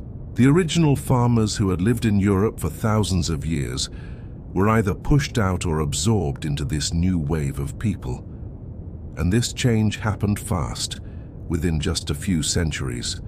So, what did the Yamnaya bring with them, besides their DNA? Archaeology gives us some clues. They had a unique way of burying their dead in pits under large earthen mounds called kurgans, often with weapons and tools. And these kurgans start popping up all over Europe at exactly the same time their DNA does. They also almost certainly brought the Indo-European languages. If you're wondering why most languages from India to Ireland are related, this migration is a huge part of the answer. They also had advanced metalworking skills and, most importantly, wheeled vehicles and those domesticated horses. This combination gave them a massive advantage, revolutionizing travel, trade, and warfare. But their legacy goes deeper than just language and technology. It's written in our very bodies. Let's talk about the specific traits we inherited from the Yamnaya. For starters, height. The Yamnaya were, on average, taller than the farmers living in Europe at the time. When they mixed, their height-related genes spread, which is part of the reason why Northern Europeans are among the tallest people in the world today. They also contributed genes for lighter skin, which helps the body produce vitamin D in regions with less sunlight. It turns out many of the earlier European farmers had darker skin, so the lighter skin, common in Europe today, is partly a Yamnaya legacy. But it's not all good news. This genetic inheritance also includes some vulnerabilities. For example, modern Northern Europeans have a higher risk for multiple sclerosis. Researchers have traced some of the specific genetic variants that increase this risk directly back to their Yamnaya ancestors. These genes might have helped fight off infections on the steppes, but in our modern world, they can backfire and lead to autoimmune diseases. Similarly, some genes linked to a higher risk for Alzheimer's disease in Eastern European populations also came from the Yamnaya. This raises a big question. Was this migration a peaceful blending of cultures or a violent conquest? The truth is, it was probably a messy mix of both. In some places, the genetic evidence points to a rapid replacement of local men, which suggests conflict. But in other areas, the mixing was more gradual, and both male and female local lineages survived, suggesting more peaceful interactions. The Yamnaya weren't a single invading army. They were various groups moving over centuries. Some were likely raiders, while others were families looking for new pastures. Human history is never simple, and this massive migration was no exception. The Yamnaya story is part of a bigger picture that ancient DNA is revealing. Humanity has always been on the move. Before the Yamnaya, Europe was populated by farmers who had migrated from the Near East, largely replacing the original hunter-gatherers. So, modern Europeans are a mix of at least three major ancient populations: the hunter-gatherers, the farmers, and the Yamnaya pastoralists. This pattern of migration and mixing isn't just a European story. We see similar events in Asia, Africa, and the Americas. Humans move, they mix, they adapt. It's what we do. The Yamnaya are just one of the most dramatic and well-documented chapters in our shared global history. What's so incredible about ancient DNA is that it doesn't just tell us about big populations, it can tell us about individual people. By sequencing DNA from skeletons found buried together, scientists can reconstruct ancient family trees. They can identify parents, children, and siblings who lived 5,000 years ago. In one tragic case, they found a young woman who died in childbirth, buried with her baby. These discoveries make history so much more personal. We're not just studying abstract cultures, we're meeting real people with families, triumphs, and tragedies just like us. And the technology is only getting better. Scientists can now get DNA from tiny, degraded bone fragments, and they can learn more than ever before. Things like eye and hair color, height, and even what diseases a person might have had.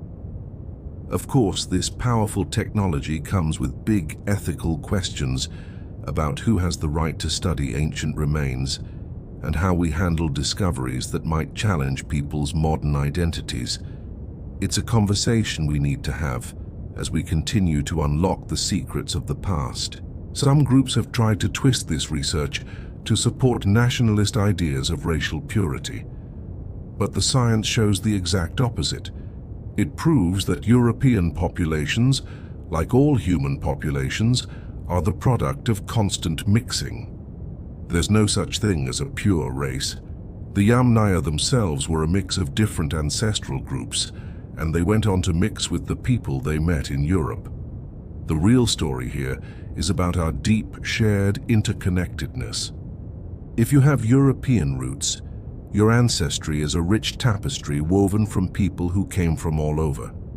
In the end, ancient DNA has opened a brand new window into our past.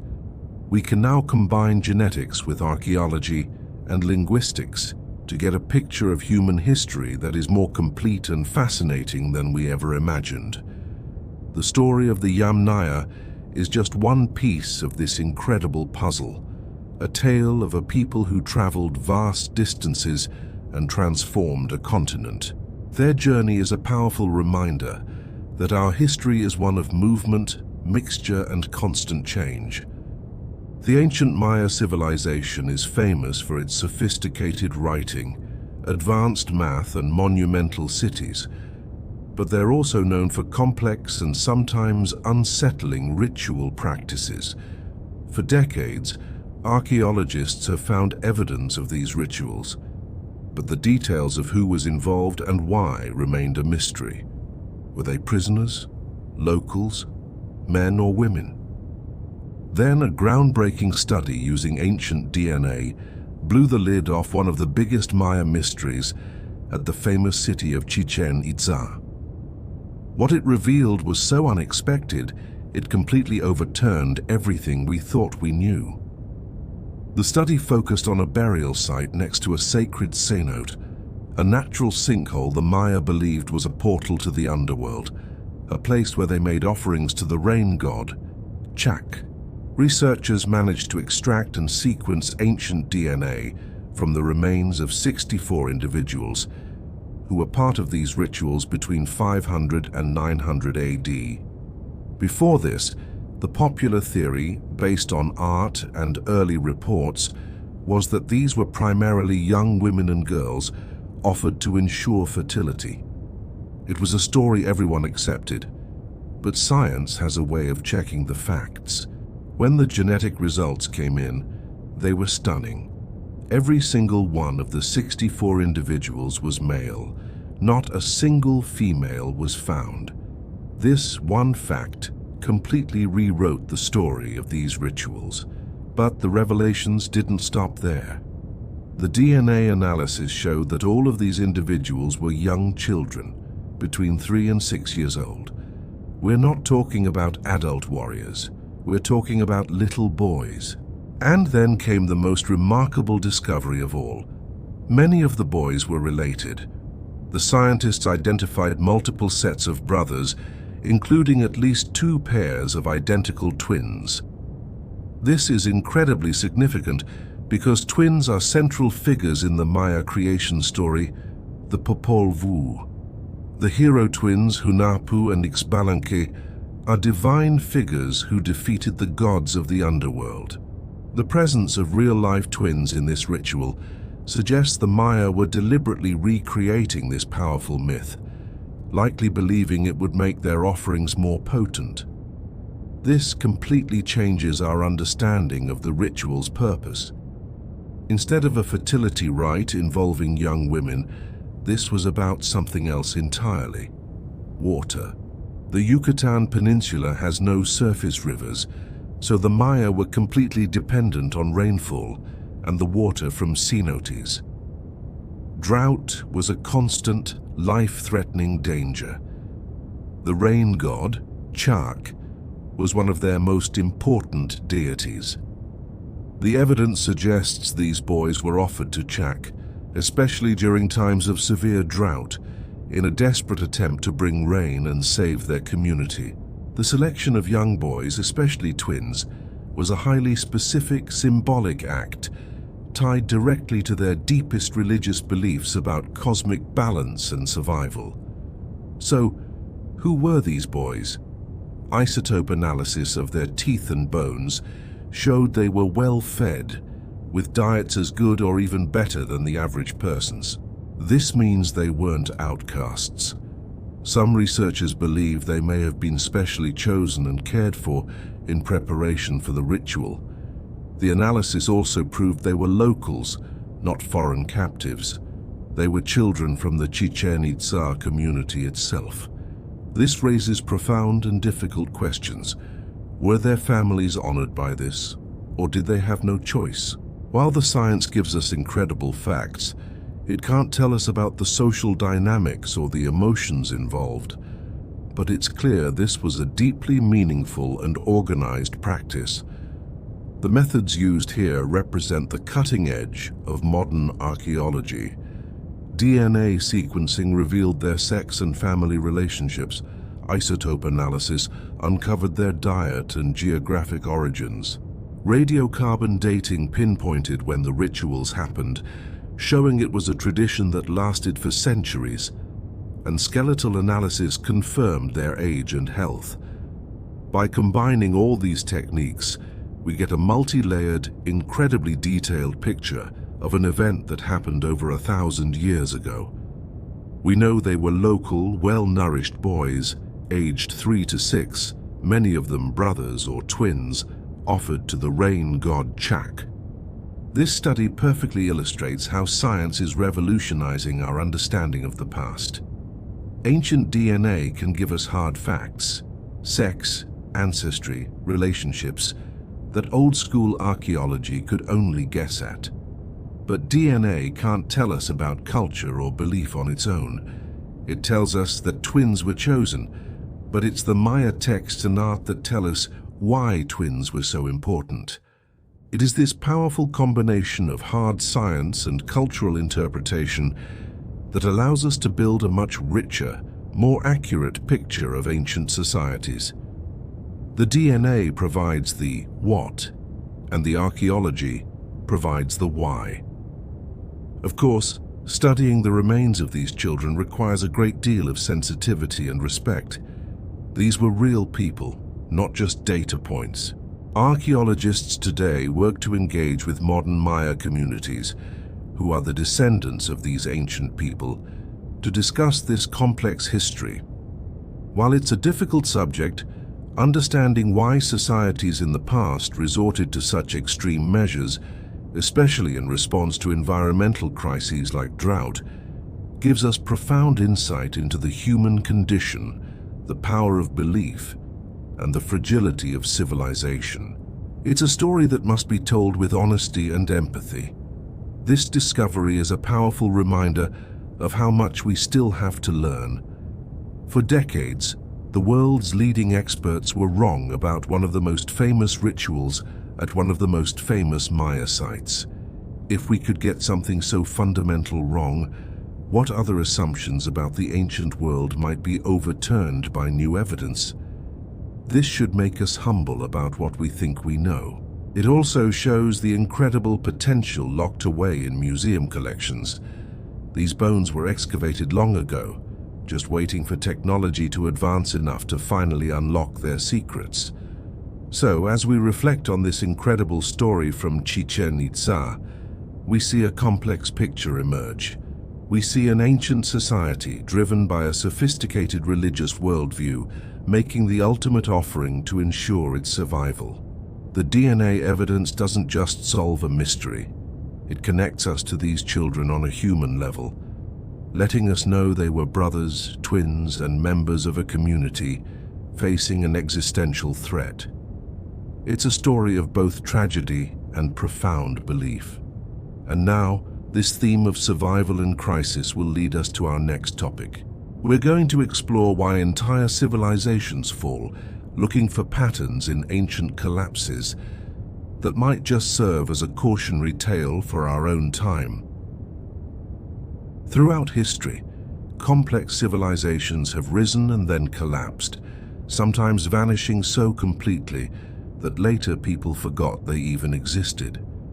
We're left with archaeological mysteries. What happened? Why did these societies fail? And most urgently today, could it happen to us? The study of civilization collapse is both fascinating and unsettling. It's fascinating because each collapse tells a story of human drama. It's unsettling because the patterns that emerge suggest that no civilization is permanent, no matter how advanced it seems. History proves civilizations collapse. The critical questions are: what causes it? Are there warning signs, and can understanding the past help us avoid the same fate? Archaeologists have identified several factors that repeatedly appear: environmental degradation, climate change, social and political instability, external pressures like invasion, and the fragility of complexity itself. When one part of a highly interconnected system fails, it can trigger a cascade that brings the whole thing down. Let's start with one of history's most dramatic events, the end of Bronze Age civilization around 1200 BC. This wasn't just one kingdom falling, but the near-simultaneous collapse of multiple interconnected civilizations across the eastern Mediterranean. The Mycenaean Greeks, the Hittite Empire, and the city-states of Syria all experienced severe disruption. Major cities were destroyed, trade networks broke down, and writing systems were forgotten. For decades, historians blamed mysterious invaders known as the Sea Peoples. But were they the cause or a symptom of a deeper problem? More recent scholarship suggests a perfect storm of multiple factors. Climate data shows the region experienced a severe, prolonged drought.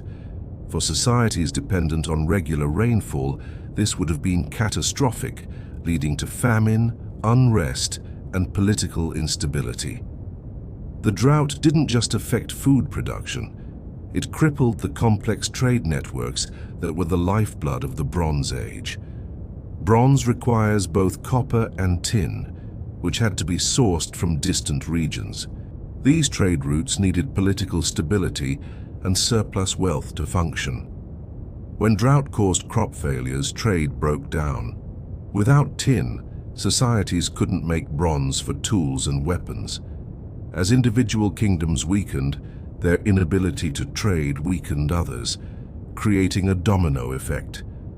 The so-called Sea Peoples were likely just groups displaced by famine, who then encountered kingdoms already on their knees. This collapse led to the Greek Dark Ages, a period where civilization became dramatically simpler. It's a powerful lesson. Highly interconnected systems are vulnerable to cascading failures, and environmental stress can trigger total social collapse. Now let's travel across the world to Mesoamerica and the collapse of the classic Maya civilization. The Maya built incredible cities and developed advanced mathematics and astronomy. But during the 8th and 9th centuries AD, the Maya civilization in the southern lowlands underwent a catastrophic decline. Cities were abandoned, and the population may have dropped by as much as 90%. What happened? Like the Bronze Age, the evidence points to a series of severe droughts hitting a society that was already stretched to its limit. The Maya depended on rainfall for their agriculture, and their population had grown massive during prosperous times. When the rains failed, the food supply couldn't support everyone, leading to famine. But drought alone doesn't explain it. The Maya's vulnerability was also political. Their civilization was a collection of competing city-states, each ruled by a king whose legitimacy rested on his ability to ensure prosperity. When drought brought famine, it shattered the king's authority. Instead of cooperating, the city-states intensified their warfare over dwindling resources. They exhausted themselves in conflict rather than working together. And there's another layer. The Maya themselves may have contributed to their own downfall. To support their large populations, they cleared vast forests for agriculture, which led to soil erosion and made the landscape less resilient to drought. This illustrates a critical pattern. Societies often create their own vulnerabilities through their own success, growing so large and transforming their environment so thoroughly that they become fragile. This brings us to the concept of overshoot and collapse. This happens when a population grows beyond the long-term carrying capacity of its environment. During good times, populations grow and societies become more complex. But this growth makes them more vulnerable to a sudden shock because a larger, more complex society needs more resources to survive and has less flexibility. The author Jared Diamond identifies 5 key factors: environmental damage, climate change, hostile neighbors, loss of trading partners, and, crucially, a society's response to its problems. Collapse is rarely caused by a single thing. It's usually multiple stressors combined with a society's inability to recognize and solve its problems. Sometimes leaders just can't get past political gridlock, or powerful interests block necessary changes. The Maya collapse shows this perfectly. Environmental stress, worsened by past environmental damage, combined with political dysfunction, led to a cascade of failures the system was just too inflexible to recover from. Another classic, though debated example is Easter Island or Rapa Nui. Polynesian settlers arrived on a forested island and built a society famous for its giant moai statues. By the time Europeans arrived in the 1700s, the island was treeless, the soil was eroded, and the statues had been toppled. The traditional story is that the islanders cut down all their trees to move the statues and build boats, eventually trapping themselves on an island they had made uninhabitable. Famine and warfare followed. It's a powerful parable about ecocide. However, more recent research suggests the story is more complicated. Rats, brought by the settlers, may have played a huge role in deforestation by eating tree seeds, and European contact bringing disease and slave raids might be more responsible for the final population crash. The debate shows how hard it is to reconstruct these events from incomplete evidence.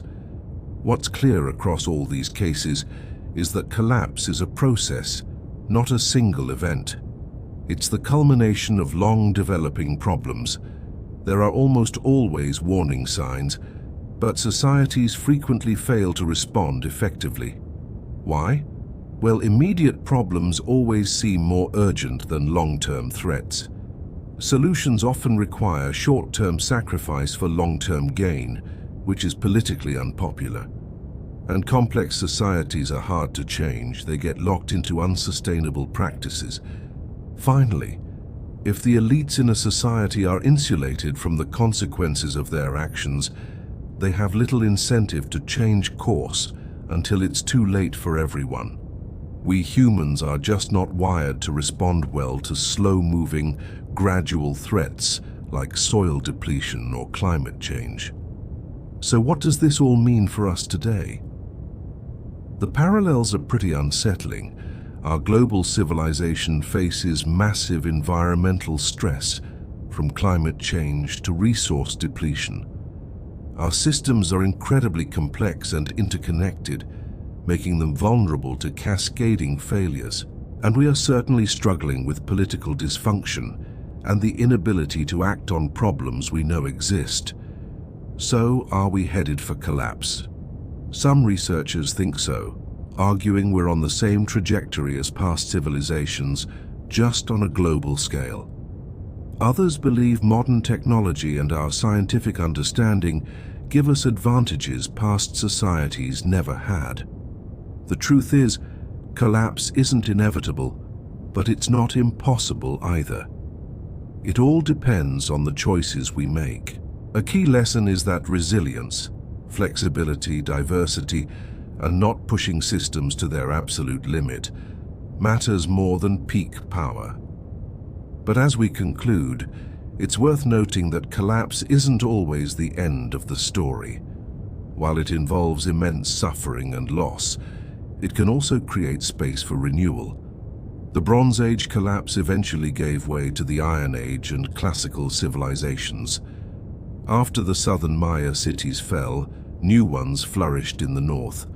Collapse can break down rigid, broken systems and allow new ideas to emerge. This doesn't excuse the tragedy, but it shows that collapse and renewal are part of a larger cycle. The people who built these ancient wonders faced challenges, made mistakes, and their civilizations eventually ended. We are living through our own moment in this cycle. The core lesson is that our achievements are remarkable, but never permanent. The only constant is change. Now, having explored collapse, we'll turn to something more hopeful. Hidden cities that new technology is revealing right now in the Amazon rainforest. For centuries, we saw the Amazon rainforest as a pristine, untouched wilderness, a vast green ocean essentially empty except for a few small nomadic tribes. This wasn't just a romantic idea, it was scientific consensus. Archaeologists believed the Amazon's poor soil and difficult terrain made it impossible for large-scale societies to thrive. They thought any ancient peoples there were simple hunter-gatherers, leaving almost no trace. But this entire story was wrong. Spectacularly wrong. The Amazon wasn't untouched. It was a cultural landscape, heavily shaped by humans for thousands of years. Large, sophisticated civilizations built cities, engineered agricultural systems, and supported populations in the millions. These cities were hidden so well by the jungle that they remained invisible until now. What finally unveiled them? A technology called LiDAR. LiDAR shoots thousands of laser pulses from an aircraft, which bounce back to create a detailed 3D map of the ground. The magic is, it can see right through the jungle canopy, revealing the secrets hidden beneath. In January 2024, researchers published findings that absolutely stunned the archaeological world. Using LiDAR to scan Ecuador's Upano Valley, they found the earliest and largest urban complex ever discovered in the Amazon. We're not talking about one little village. This was an entire network of interconnected cities and towns spread over hundreds of square kilometers. The scans revealed over 6,000 earthen platforms where buildings once stood, all arranged in deliberate, planned patterns. Roads, some stretching for kilometers in straight lines, connected the settlements. Agricultural terraces and drainage systems showed an advanced understanding of farming in a tough environment. This wasn't a temporary camp, it was a civilization with tens of thousands of people living in planned cities 2,000 years ago, at the same time as the Roman Empire. This discovery completely flips our understanding of South American history on its head and makes you wonder, what else is hiding under that canopy? This discovery does more than just add a new ancient city to the map. It fundamentally changes how we see the relationship between humans and tropical forests. The old idea was that people had to adapt to the forest, but the Upano Valley people show us they adapted the forest to their needs. They were environmental engineers, building terraces, drainage systems, and clearing areas for settlements. They created a human-made forest, not a natural one. This explains something that has puzzled scientists for years, the existence of terra preta, or black earth. This incredibly fertile soil, enriched with charcoal and waste, is clearly human-made. It didn't make sense if only small tribes lived there, but now we know. The large populations living in these cities needed productive farms to survive, and they literally created the soil to support them. So what was daily life like in these ancient Amazonian cities? While buildings made of wood and thatch have long since rotted away, the earthen platforms they sat on give us clues. Clusters of these platforms suggest neighborhoods or family groups. The wide, straight roads hint at major thoroughfares, maybe used for markets or ceremonial processions. The drainage systems show they were masters of water management, channeling the heavy Amazonian rainfall away from their homes and possibly into their fields. They likely grew crops like manioc on their engineered terraces, creating a reliable food source in a challenging environment. And the massive ceremonial mounds? Building those required a lot of organized labor, which points to a complex society with leaders and a shared religion. These mounds were likely the center of their spiritual and political lives. The Upano Valley civilization forces us to rethink what civilization even means. We often think of ancient Egypt or Rome, with their stone monuments and writing systems. But the people of Upano didn't build with stone, and as far as we know, they didn't have writing. Their cities were more spread out, integrated with their farmlands, yet they had huge populations, complex social structures, and brilliant engineering. They were, without a doubt, a civilization. This shows us there isn't just one path to complexity. Different environments and cultures create different kinds of societies, each sophisticated in its own way. It's a powerful reminder to move past a Eurocentric view of history and appreciate the incredible diversity of human achievement on its own terms.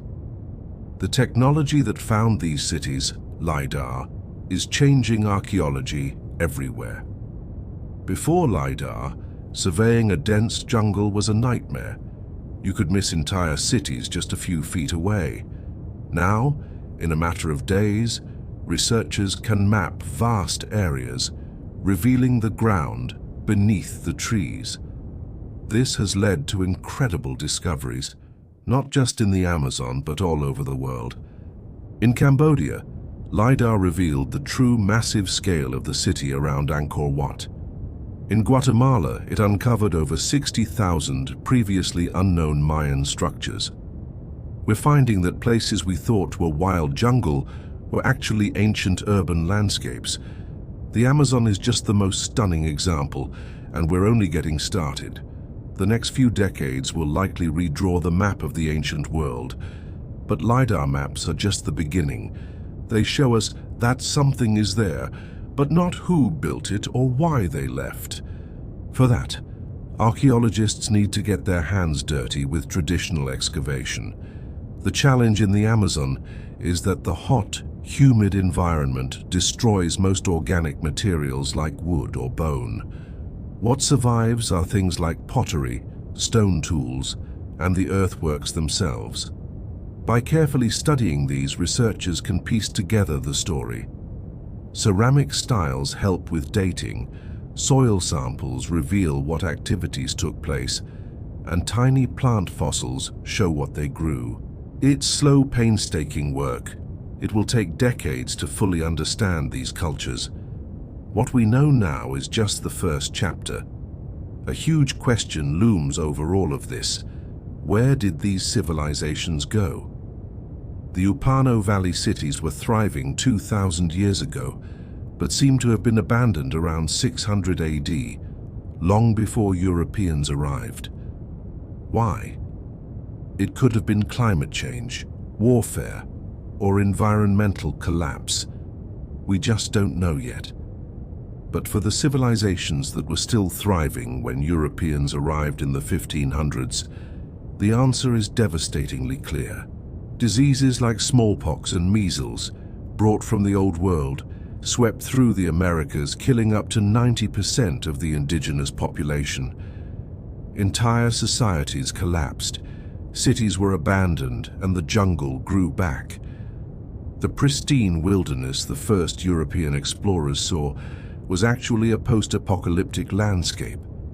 The scattered groups they met were the survivors of a catastrophe. These discoveries completely reshape our view of indigenous peoples. The romantic idea of them as passive, noble savages living in perfect harmony with nature is not only wrong, it's patronizing. The truth is far more impressive. They were active managers of their environment, engineers and ecologists who transformed the landscape to suit their needs, often in sustainable ways that we can still learn from today. But it's not a perfect fairy tale.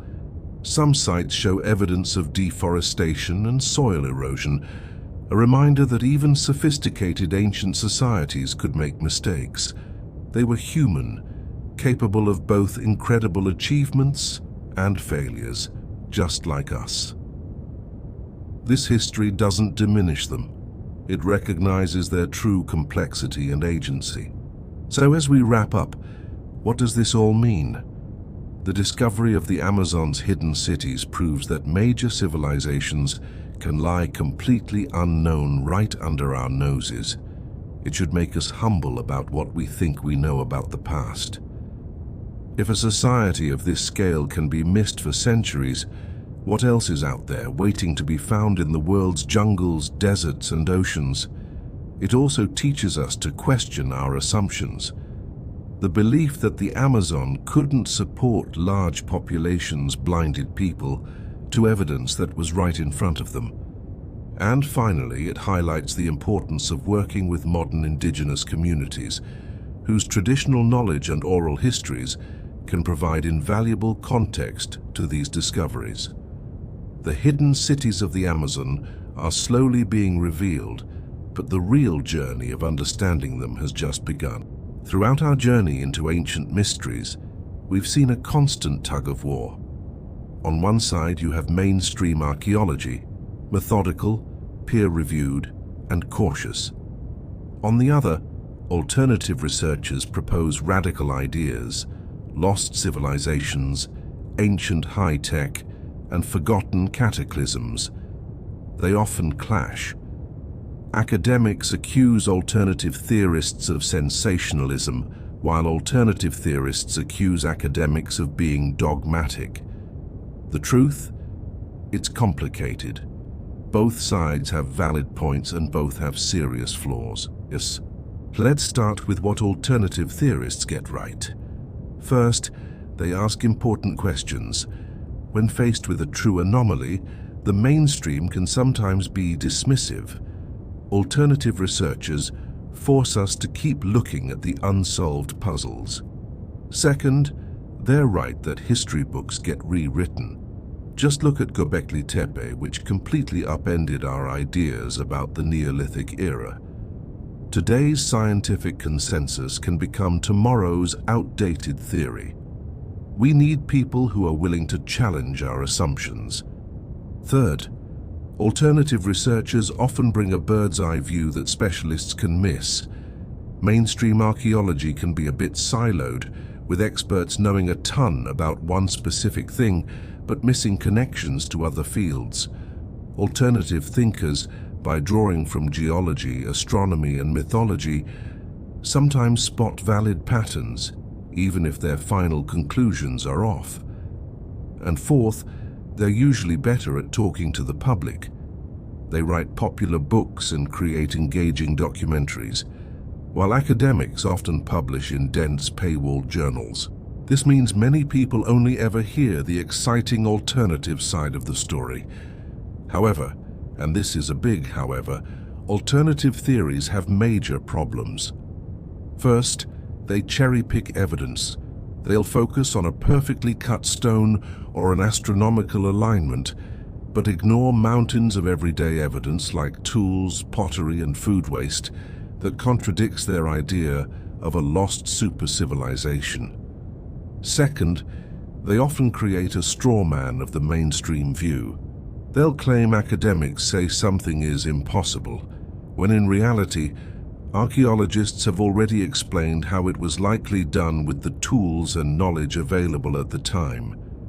Third, alternative theories tend to ignore the full picture. Archaeology isn't just about giant monuments. It's about piecing together a society from pottery shards, trash pits, and even pollen samples. By skipping over this unglamorous but crucial context, their theories become weak.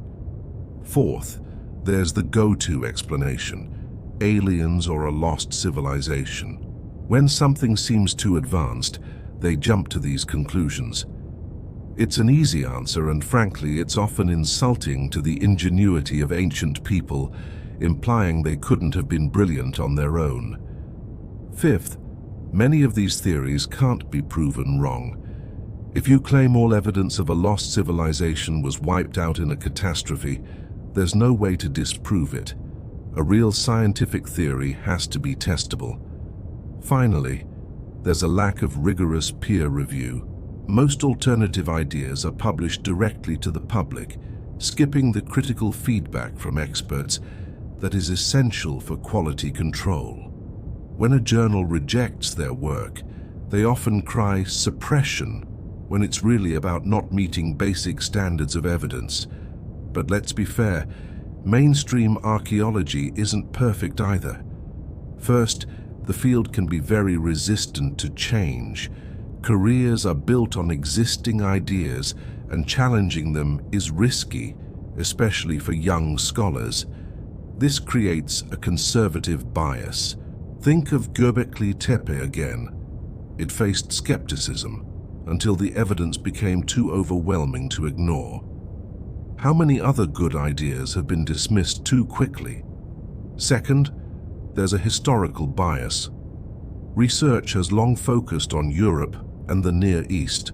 We're only now discovering the complexity of civilizations in places like the Amazon, which were long assumed to be too primitive for large societies. Third, the communication problem is real.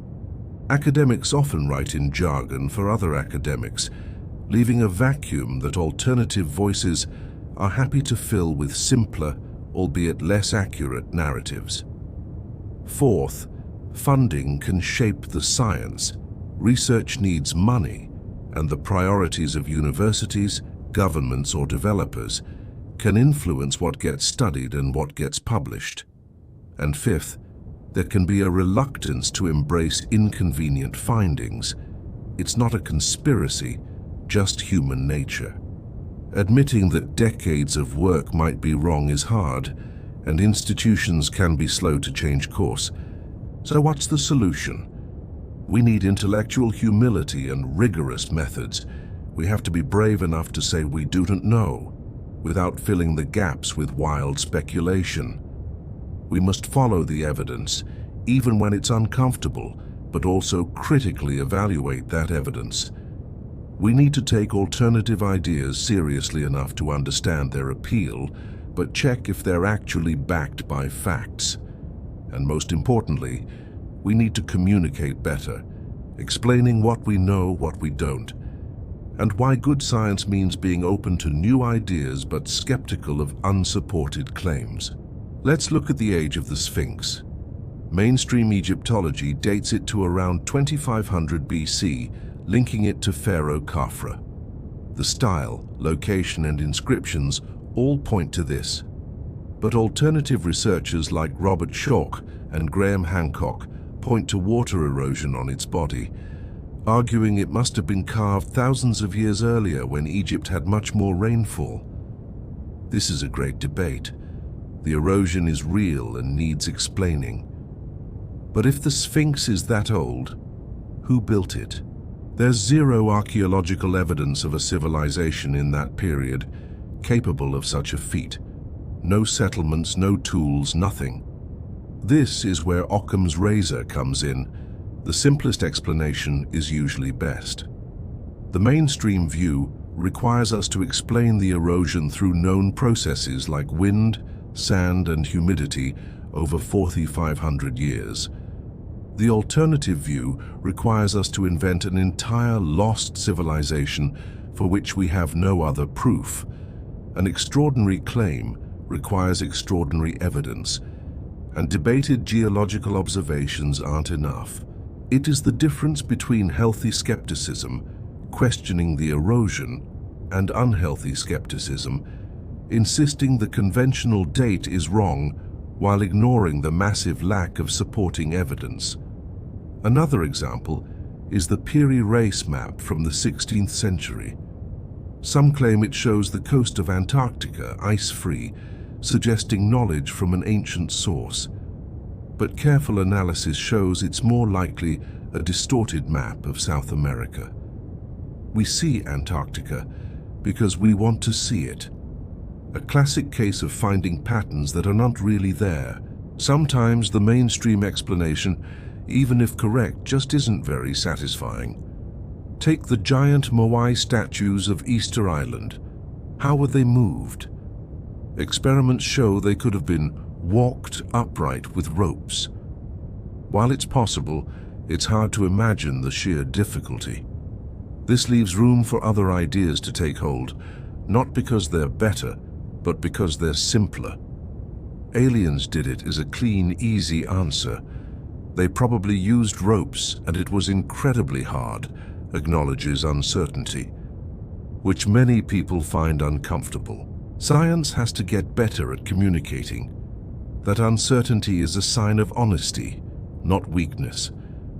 One of the most persistent theories is the ancient astronaut idea. It suggests that aliens built the pyramids, carved the Nazca lines, and inspired our myths. This theory is not just wrong, it's deeply dismissive of our ancestors. It denies the incredible ingenuity of ancient Egyptian engineers and Peruvian artists. The evidence, like art supposedly showing spacesuits, is just religious symbolism taken out of context. We have tons of evidence that humans built these wonders, and zero credible evidence for ancient aliens. It's an unscientific, unfalsifiable theory that adds nothing but confusion. So, how should we approach these ancient mysteries? First, admit what we don't know.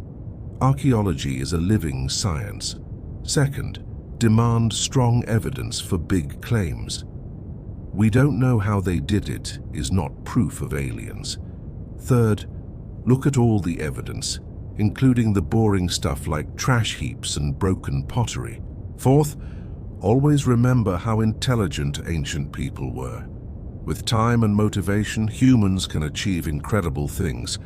Fifth, be wary of simple, neat answers. Real history is messy. And finally, consider the motivations of who is telling the story. The mysteries we've explored are amazing because they show us the brilliance of our own ancestors. We don't need lost super-civilizations to be in awe of their achievements. Human ingenuity is remarkable enough. Now, as our journey ends, let's look ahead. What new technologies will unlock the secrets still waiting to be found? And what more can we learn about ourselves by better understanding our past? We've journeyed through countless ancient mysteries, puzzles that have captivated humanity for ages. But here is a thought.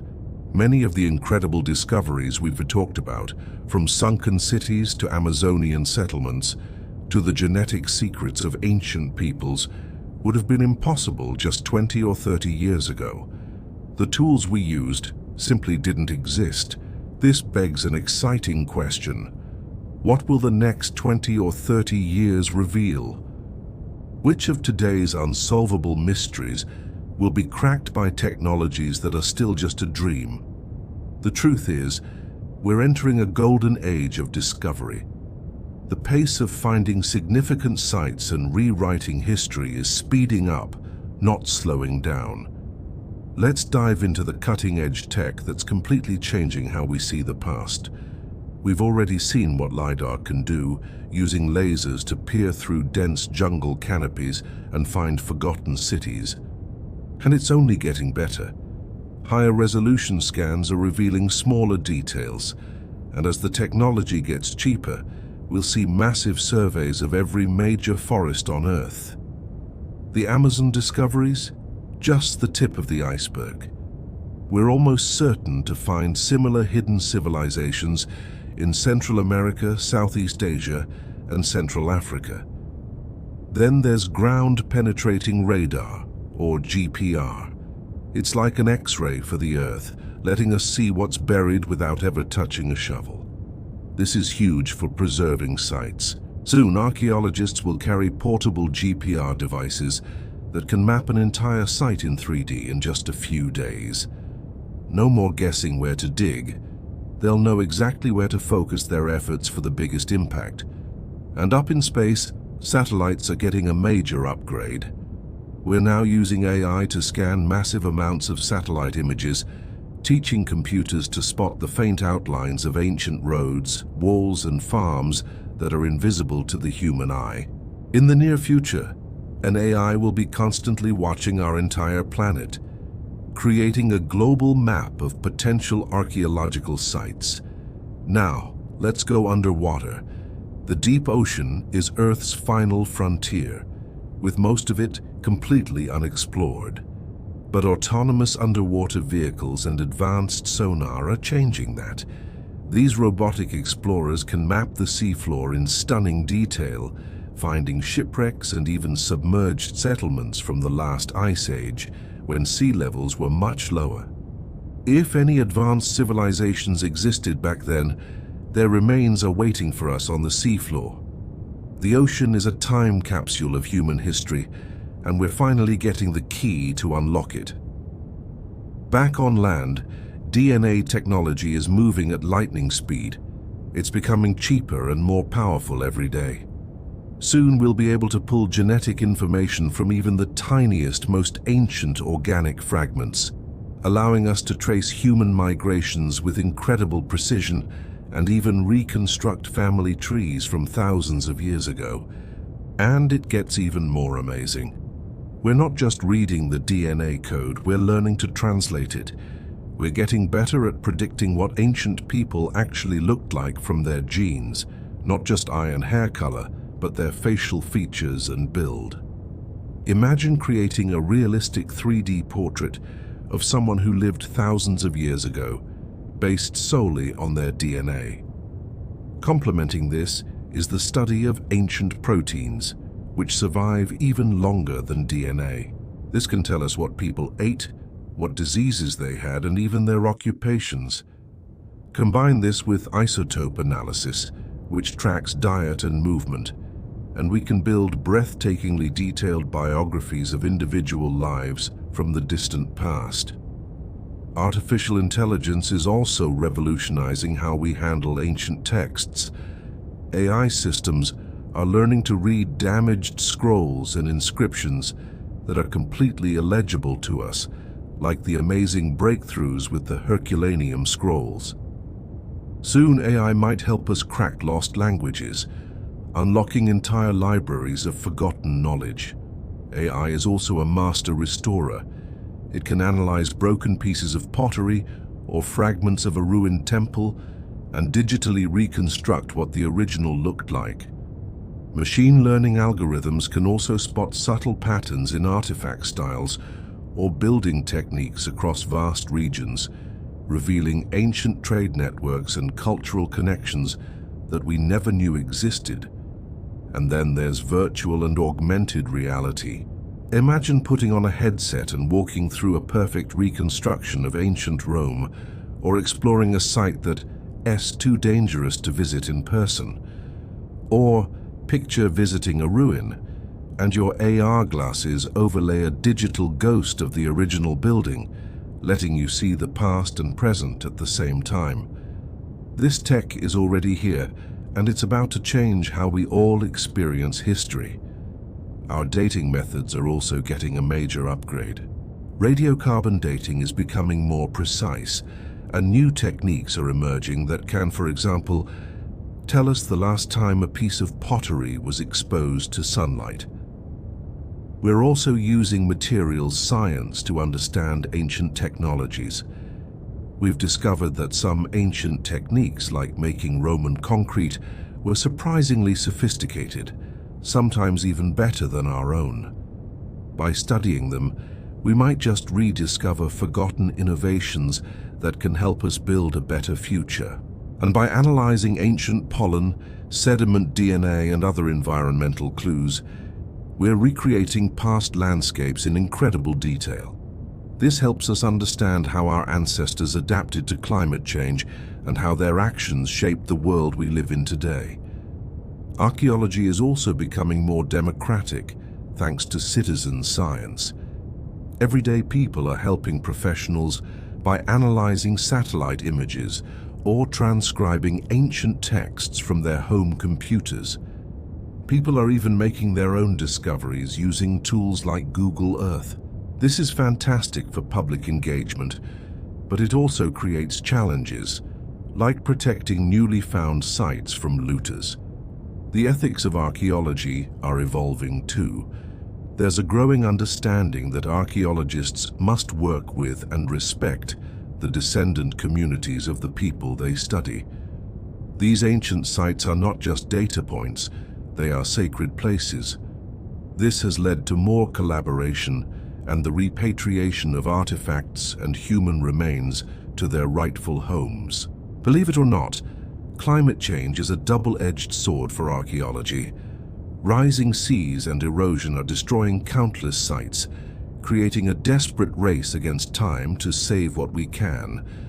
But at the same time, melting glaciers are revealing perfectly preserved artifacts and human remains that have been frozen for thousands of years. These ice patch discoveries offer an incredible, unfiltered window into the past. As glaciers continue to retreat, we're guaranteed to find more of these amazing organic time capsules. We are even seeing the rise of space archaeology, which involves protecting our own history in space. like the Apollo landing sites on the moon. It sounds like science fiction, but it forces us to think about what heritage means as humanity expands beyond Earth. Looking even further ahead, who knows what's possible? Quantum sensors that see through the ground? Biological sensors that sniff out ancient sites? The possibilities are endless. So, what will we find in the coming decades? We'll definitely find more lost cities. We'll uncover a much more complex and interwoven story of human migration through DNA. We will solve some of today's greatest mysteries, but in doing so, we'll undoubtedly uncover new ones that are even more profound. We might even find evidence of sophisticated societies in places and times we never expected, just like Göbekli Tepe completely rewrote our understanding of the Stone Age. What we won't find is aliens or lost super-civilizations. The evidence is clear. Our ancestors were the architects of their own incredible achievements. As we wrap up our journey, let's think about the big picture. What do all these mysteries tell us about ourselves and our unceasing quest to understand where we come from? We'll explore that in our conclusion. We've journeyed through 3 hours of ancient mysteries, from submerged cities to hidden tunnels, from megalithic stones to genetic secrets. We've examined controversies, explored cutting-edge technologies, and grappled with questions that have no easy answers. Now, as we approach the end, we must ask, what does this all mean? Why do these mysteries captivate us so deeply? The answer, I believe, is connection. Ancient mysteries connect us directly to people who lived thousands of years ago, people who loved, suffered, achieved, and failed, just as we do. When we stand before a megalith and wonder how it was moved, we aren't just curious about engineering. We are reaching across time, trying to understand their intelligence and determination. When we learn of a tragedy from 13 centuries ago, we connect with the weight of lives cut short.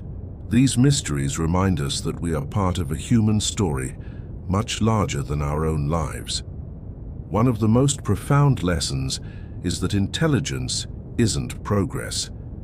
The people who built Göbekli Tepe 12,000 years ago were just as smart as we are. What they lacked was accumulated knowledge. We stand on the shoulders of thousands of generations who slowly built the scientific and technological understanding we take for granted. An ancient Egyptian engineer couldn't build a smartphone, not because they were less intelligent, but because they lacked centuries of developed knowledge. This understanding should make us humble. We aren't smarter, we are simply fortunate. Every time someone suggests ancient achievements required aliens, they are implicitly insulting the incredible capacity of our own ancestors. Ancient mysteries also teach us about impermanence. Civilizations rise and fall. Knowledge is gained and lost. The most powerful empires eventually crumble. Nothing lasts forever. This is both humbling and liberating. It's humbling because it reminds us that our modern civilization is not immune to collapse. Every civilization that ever existed thought it would last forever, and every single one was wrong. But this is also liberating because it puts our current problems in perspective. The stresses we face today, climate change, political instability, are the same types of challenges ancient civilizations faced. The difference between survival and collapse often came down to whether they could recognize problems and respond flexibly. We can learn from their history, but it requires a willingness to adapt. In our digital age, we might think we've solved the problem of knowledge preservation, but digital storage is fragile. Server farms require constant power. If our civilization collapsed, how much of our digital knowledge would survive? Probably very little. Ancient mysteries also reveal recurrent patterns in human societies. Despite vast differences in time and place, hierarchies, origin myths, and tensions between individual freedom and collective needs persist.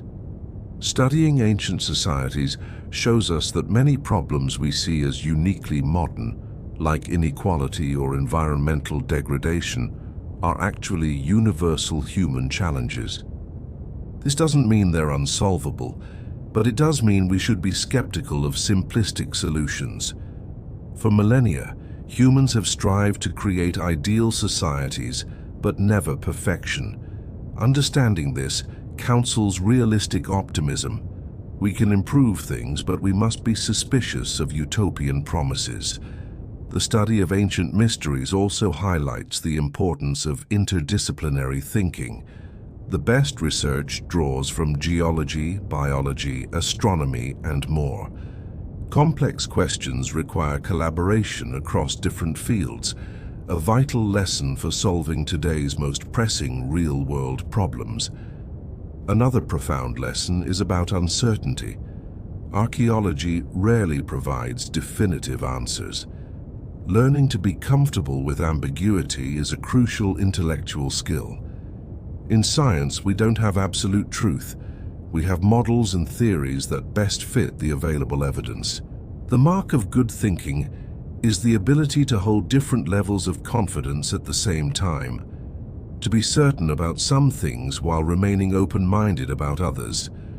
This intellectual flexibility is essential for good scientific thought. Ancient mysteries also teach us about the power of narrative. Every archaeological interpretation is essentially a story we tell about the past. The narratives we construct shape how we understand ourselves. If we only emphasize conflict, we may miss evidence of cooperation. The best stories try to balance the achievements and flaws of ancient societies. These mysteries also tap into a key part of our psychology, our deep need for wonder. There's a reason people are fascinated by lost cities and ancient aliens. They provide a sense of possibility that everyday life can lack. The problem arises when this wonder becomes untethered from evidence. The challenge is to cultivate wonder while maintaining critical thinking. The real stories of human achievement are wondrous enough without invoking aliens. The fact that ordinary humans with stone tools carved Göbekli Tepe is far more impressive. The power of human intelligence is demonstrated by the sheer number of societies that independently developed agriculture, built cities, and pondered the cosmos. We don't need fictional mysteries when reality provides such abundant, genuine ones. Studying ancient mysteries develops valuable, transferable skills: critical thinking, evaluating evidence, recognizing our own biases.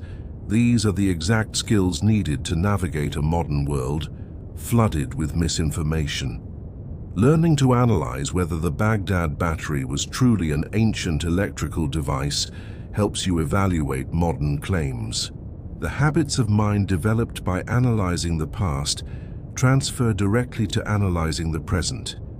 These mysteries also humble us by showing how much we still don't know. The honest answer to many questions is simply, we don't know yet. This isn't admitting defeat. It's leaving space for new discoveries and a deeper understanding. Perhaps the most important lesson is about respect and humility. Respect for ancient peoples who achieved remarkable things, and humility about our own knowledge. The people who built the cities and moved the stones were people like us, ordinary individuals doing extraordinary things. When we study ancient mysteries, we aren't just learning about the past, we're learning about human potential. The challenges we face today, daunting as they are not unprecedented. Humans have faced and overcome enormous challenges before. History gives us both caution and hope. The ancient mysteries we've explored are mirrors reflecting our own humanity. As we conclude this journey, recognize that the past is vast and endlessly fascinating. Every mystery we solve raises new questions. This is not a problem. It is a gift. The fact that we will never run out of things to learn means there will always be work for curious minds. The ancient world is not a closed book. It is an ongoing story we are still reading and interpreting. In trying to understand it, we understand ourselves better. They matter because they connect us to our shared human heritage, remind us of what we're capable of, and inspire us to be worthy inheritors of the past. Well, here we are. After a long journey through the deepest enigmas of the ancient world, we've reached the end. We've explored underwater cities, stood before impossible megaliths, examined controversial artifacts, and witnessed entire civilizations rise and fall. It's been an incredible adventure. But the end of a good journey is always just a new beginning. The mysteries we've discussed don't have neat little answers. Most are still unsolved. But new evidence is always coming to light, and new technology will reveal secrets we can't yet imagine. So, what have we really learned from all this? First and foremost, that human beings have always been incredibly clever, creative, and capable. Every single achievement we've talked about, from the temples of Göbekli Tepe to the vast cities of the Upano Valley, was built by ordinary people using the resources they had. No magic, no aliens, just human intelligence, determination, and teamwork. And that's an empowering thought. If ancient people could build the pyramids with Bronze Age tools, just imagine what we can accomplish today. Second, the past is so much more complex than we give it credit for. That old idea of a straight line from primitive to modern is just wrong. Sophisticated societies existed tens of thousands of years ago. Civilizations rose and fell in cycles, with advanced knowledge being developed, lost, and rediscovered time and again. It should make us humble. We aren't the pinnacle of human history, just the latest chapter. Third, knowledge is fragile. So much has been lost to time simply through neglect or destruction. Think of technologies like Damascus steel or Roman concrete, lost for centuries because the knowledge wasn't properly passed down. It's a powerful reminder that we need to actively preserve what we know, because the things that seem obvious today could be the lost secrets of tomorrow. Fourth, civilizations are fragile even at their peak. Every great society we've looked at eventually declined.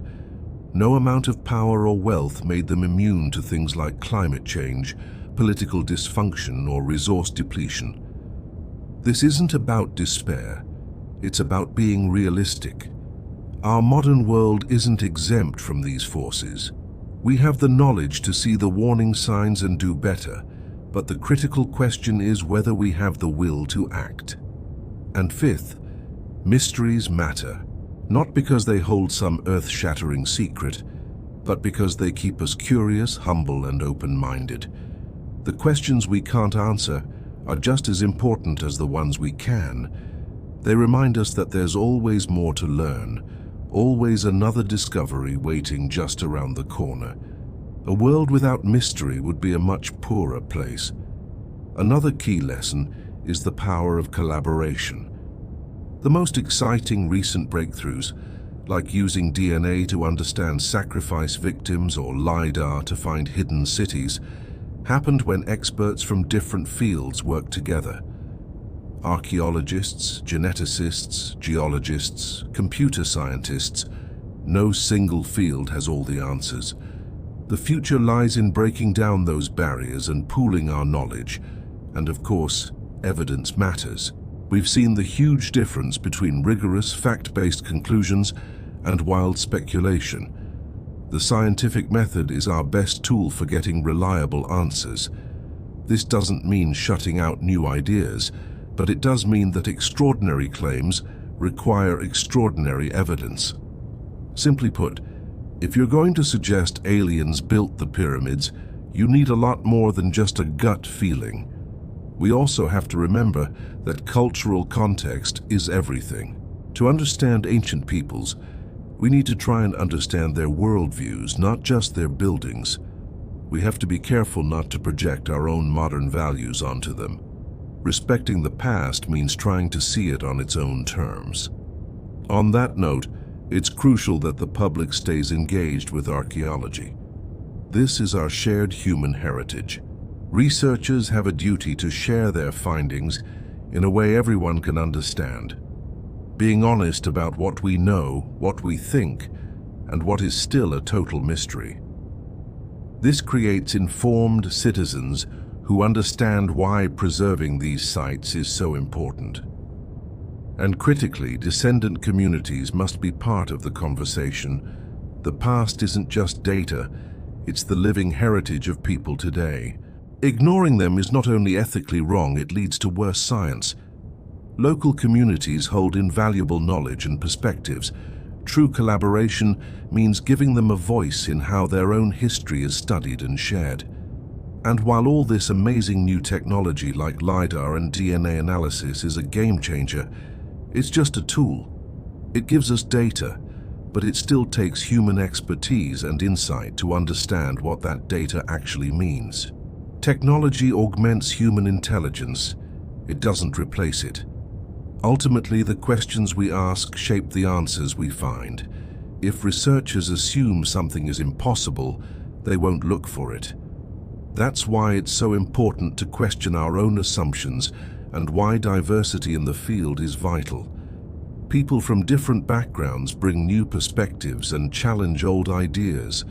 This is how we move forward. And progress takes patience. Good archaeology is slow. The discoveries we've talked about took decades of painstaking work. Quick answers are usually wrong answers. We've tried to balance a sense of wonder with a respect for rigor because they aren't opposites. You can be thrilled by what ancient people achieved while staying skeptical of unfounded claims. The truth is often more amazing than the fiction. When you understand the sheer skill and ingenuity involved, the wonder only deepens.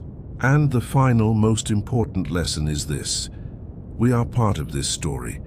We are connected to these ancient peoples through an unbroken chain of human experience. Our world today will be the ancient mystery of tomorrow. Understanding the past isn't just about looking backward. It's about understanding the human condition, understanding ourselves, and making better choices for the future we are creating right now. So where do you go from here? Stay curious, keep asking questions, think critically, and resist simplistic stories. Support the preservation of these irreplaceable sites. Be humble about what we know and be comfortable with uncertainty. And when you share what you learn, be responsible.